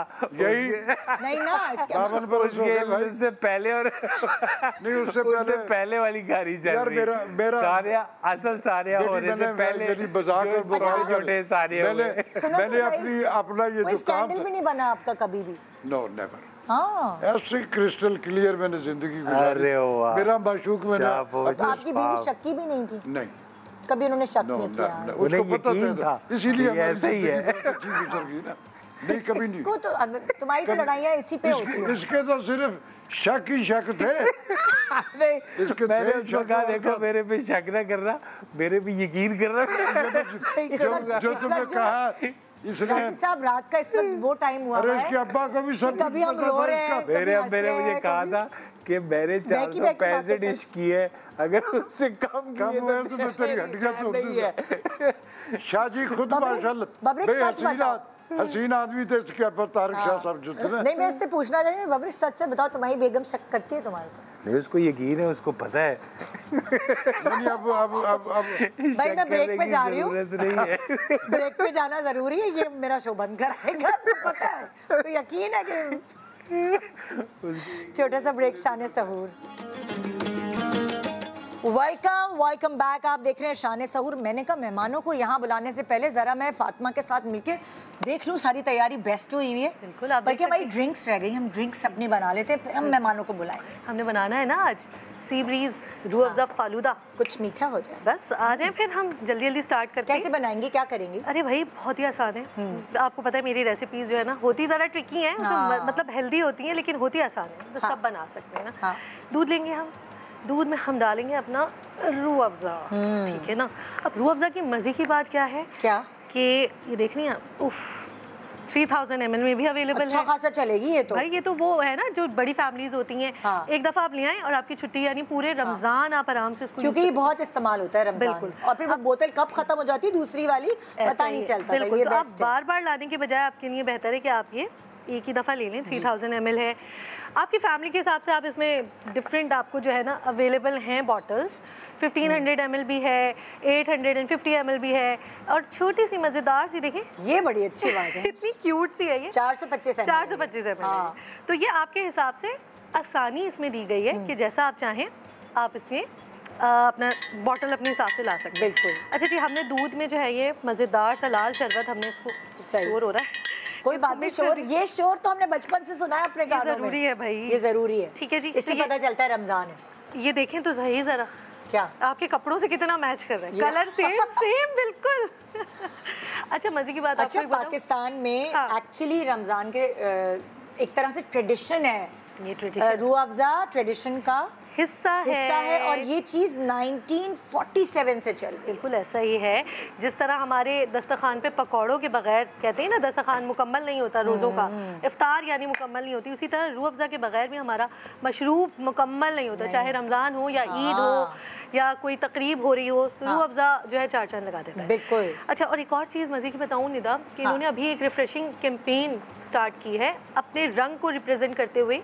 उस कैंपेन का नाम है चल मेरे लाल। अच्छा जी, और उसमें उन्होंने ये मैसेज दिया है कि फैमिली को इफ्तार के वक्त एक साथ होना चाहिए और किस तरह से दुआ मांगनी चाहिए, या दुआ की जो अहमियत है, इससे पहले होता था बड़े बुजुर्ग लेके बैठे होते थे सबको और दुआ सिखाते थे, तो इन्होंने ये मैसेज दिया है कि फैमिली को इकट्ठा होना चाहिए ख़ास तौर पे इफ्तार के वक्त और दुआ मांगनी चाहिए। हाँ। और दूसरा मैसेज मेरा और आपका फेवरेट मैसेज है कि भाई घर के जो मर्द हजरात हैं उन्हें हाथ बटाना चाहिए। हाँ। ये बहुत ज़रूरी है। हाँ।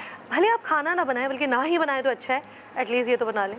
तो हाँ। मैं जो रेसिपी आज सिखा रही हूँ ये बहुत आसान है, ये मर्द हजरात भी बना सकते हैं। अच्छा, रूह अफ़ज़ा का एक लाइट वेरिएंट भी आ चुका है, लाइट वेरिएंट, लो कार्बोनेट, वो है लो वेरिएंट है, लो वेरिएंट है ना, मतलब जो रूह अफ़ज़ा गो है। हाँ। बिल्कुल।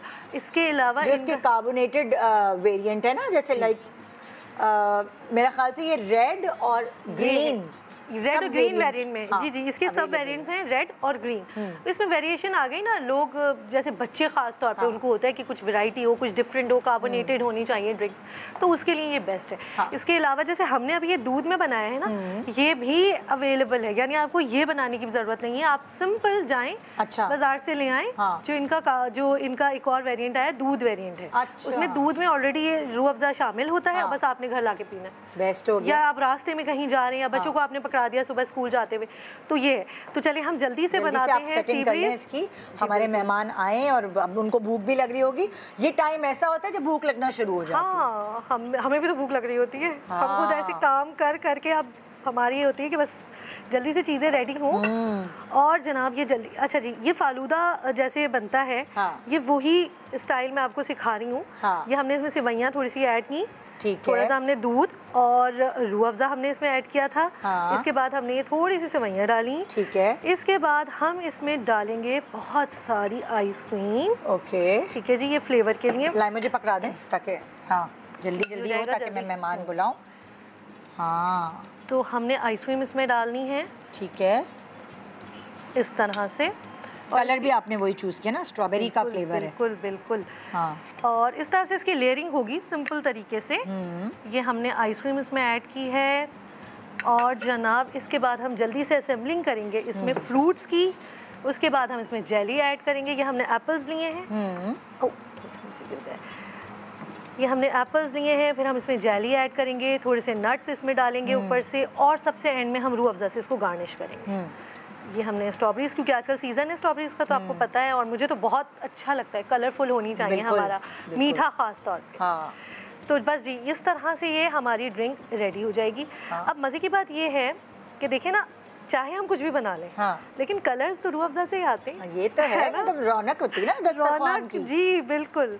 तो बस ये तैयार है, ऑलमोस्ट रेडी है। आप अच्छा, जेली भी डालें। जेली तो भाई ये तो बुला लूं मैं? जी आप गेस्ट को बुलाएं। बिल्कुल, आ जाए बबरिक और राशिद साहब, जरा राशिद साहब की हेल्प कीजिए। खाना खुल गया है, खाना खुल गया है। चलो चलो, गुफ्तगू की मोनोटनी खत्म होगी। हाँ ना, किचन में आ जाए। ये है असल ब्रेक जो अब हम लेने लगे। हाँ, अच्छा मुझे बताएं, सच ये फातिमा है, इन्होंने आपकी मेहमान नवाजी के लिए कोशिशें की हैं। ये फातिमा इंट्रोड्यूस कराओ खाने से कि क्या क्या है। जी बिल्कुल, मैं बता देती हूँ। ये मैंने बनाया है बीफ चिली फंकी जो है बाइट्स हैं, ठीक है। इसके साथ हमने रायता बनाया है, ये फ्यूजन ऑमलेट है, इसके साथ ब्रेड है खाने के लिए। अब आप खा भी सकते हैं आराम से, शादी की वीडियो नहीं लगेगी। चलो भाई। हाँ। आपको खाते वैसे किचन में कभी रुख करते हैं आप लोग? कभी मैं खुद बनाता हूँ, बहुत आला शेफ हूँ। अरे भाई, यस, कमाल। मैं भी अब तो लाहौर जब आएगी ना तो मैं बस डन है। तेरे इस कदर वेरिएशन दूंगा। मैं चाइनीज में होटल में जाकर नक्श के ये चीज इसमें कम डिलीवर मानते हैं। अच्छा, तो आपने कहाँ सीखी है? मैंने बेटा सारा बेगम से लड़ के सीखी। अबे नहीं वो लड़ के सीखी, हमने बाहर से सीखी। चलो तुमने क्या कुकिंग कर रही है, मैं करके दिखाता हूँ। अच्छा जी, आप कुकिंग करते हैं जब तो किचन फैलाते हैं या साफ सुथरा होता है? मैं कोई प्लेट गंदी जो है मेरी छेड़ है मेरे घर में। हाँ। ओ यस।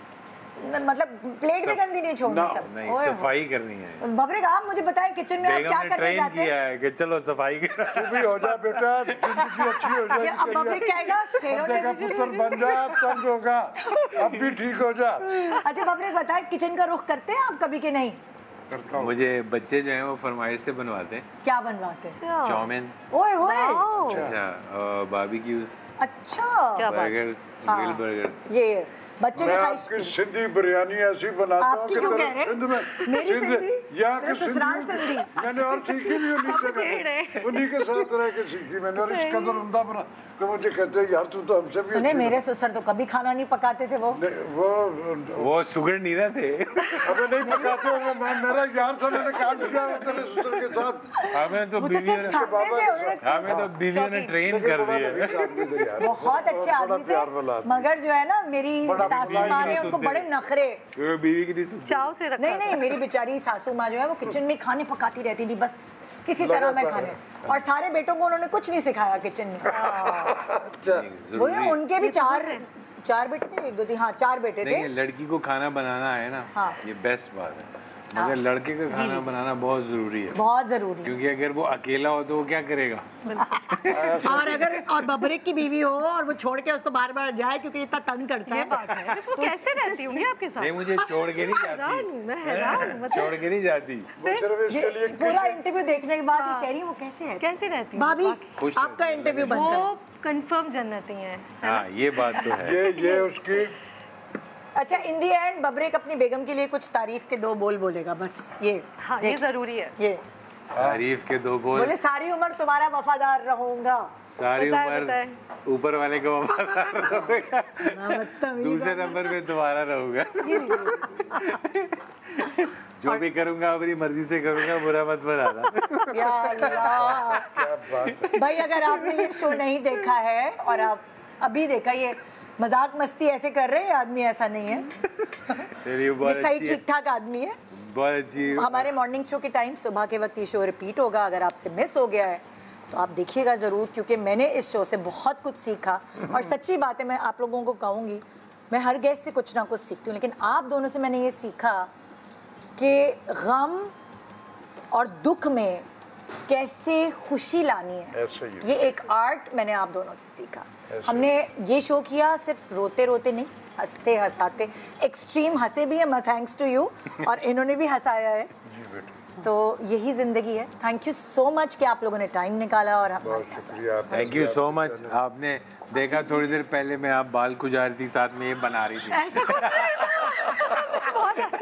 सॉरी, मगर फिर भी मैंने आपके बाल भी खा लिए बीच में से। ये देखें, ये देखें बाल भी खा लिए मैंने। क्या जबरदस्त बाल हैं, मजा आ गया। ये बदला हो गया।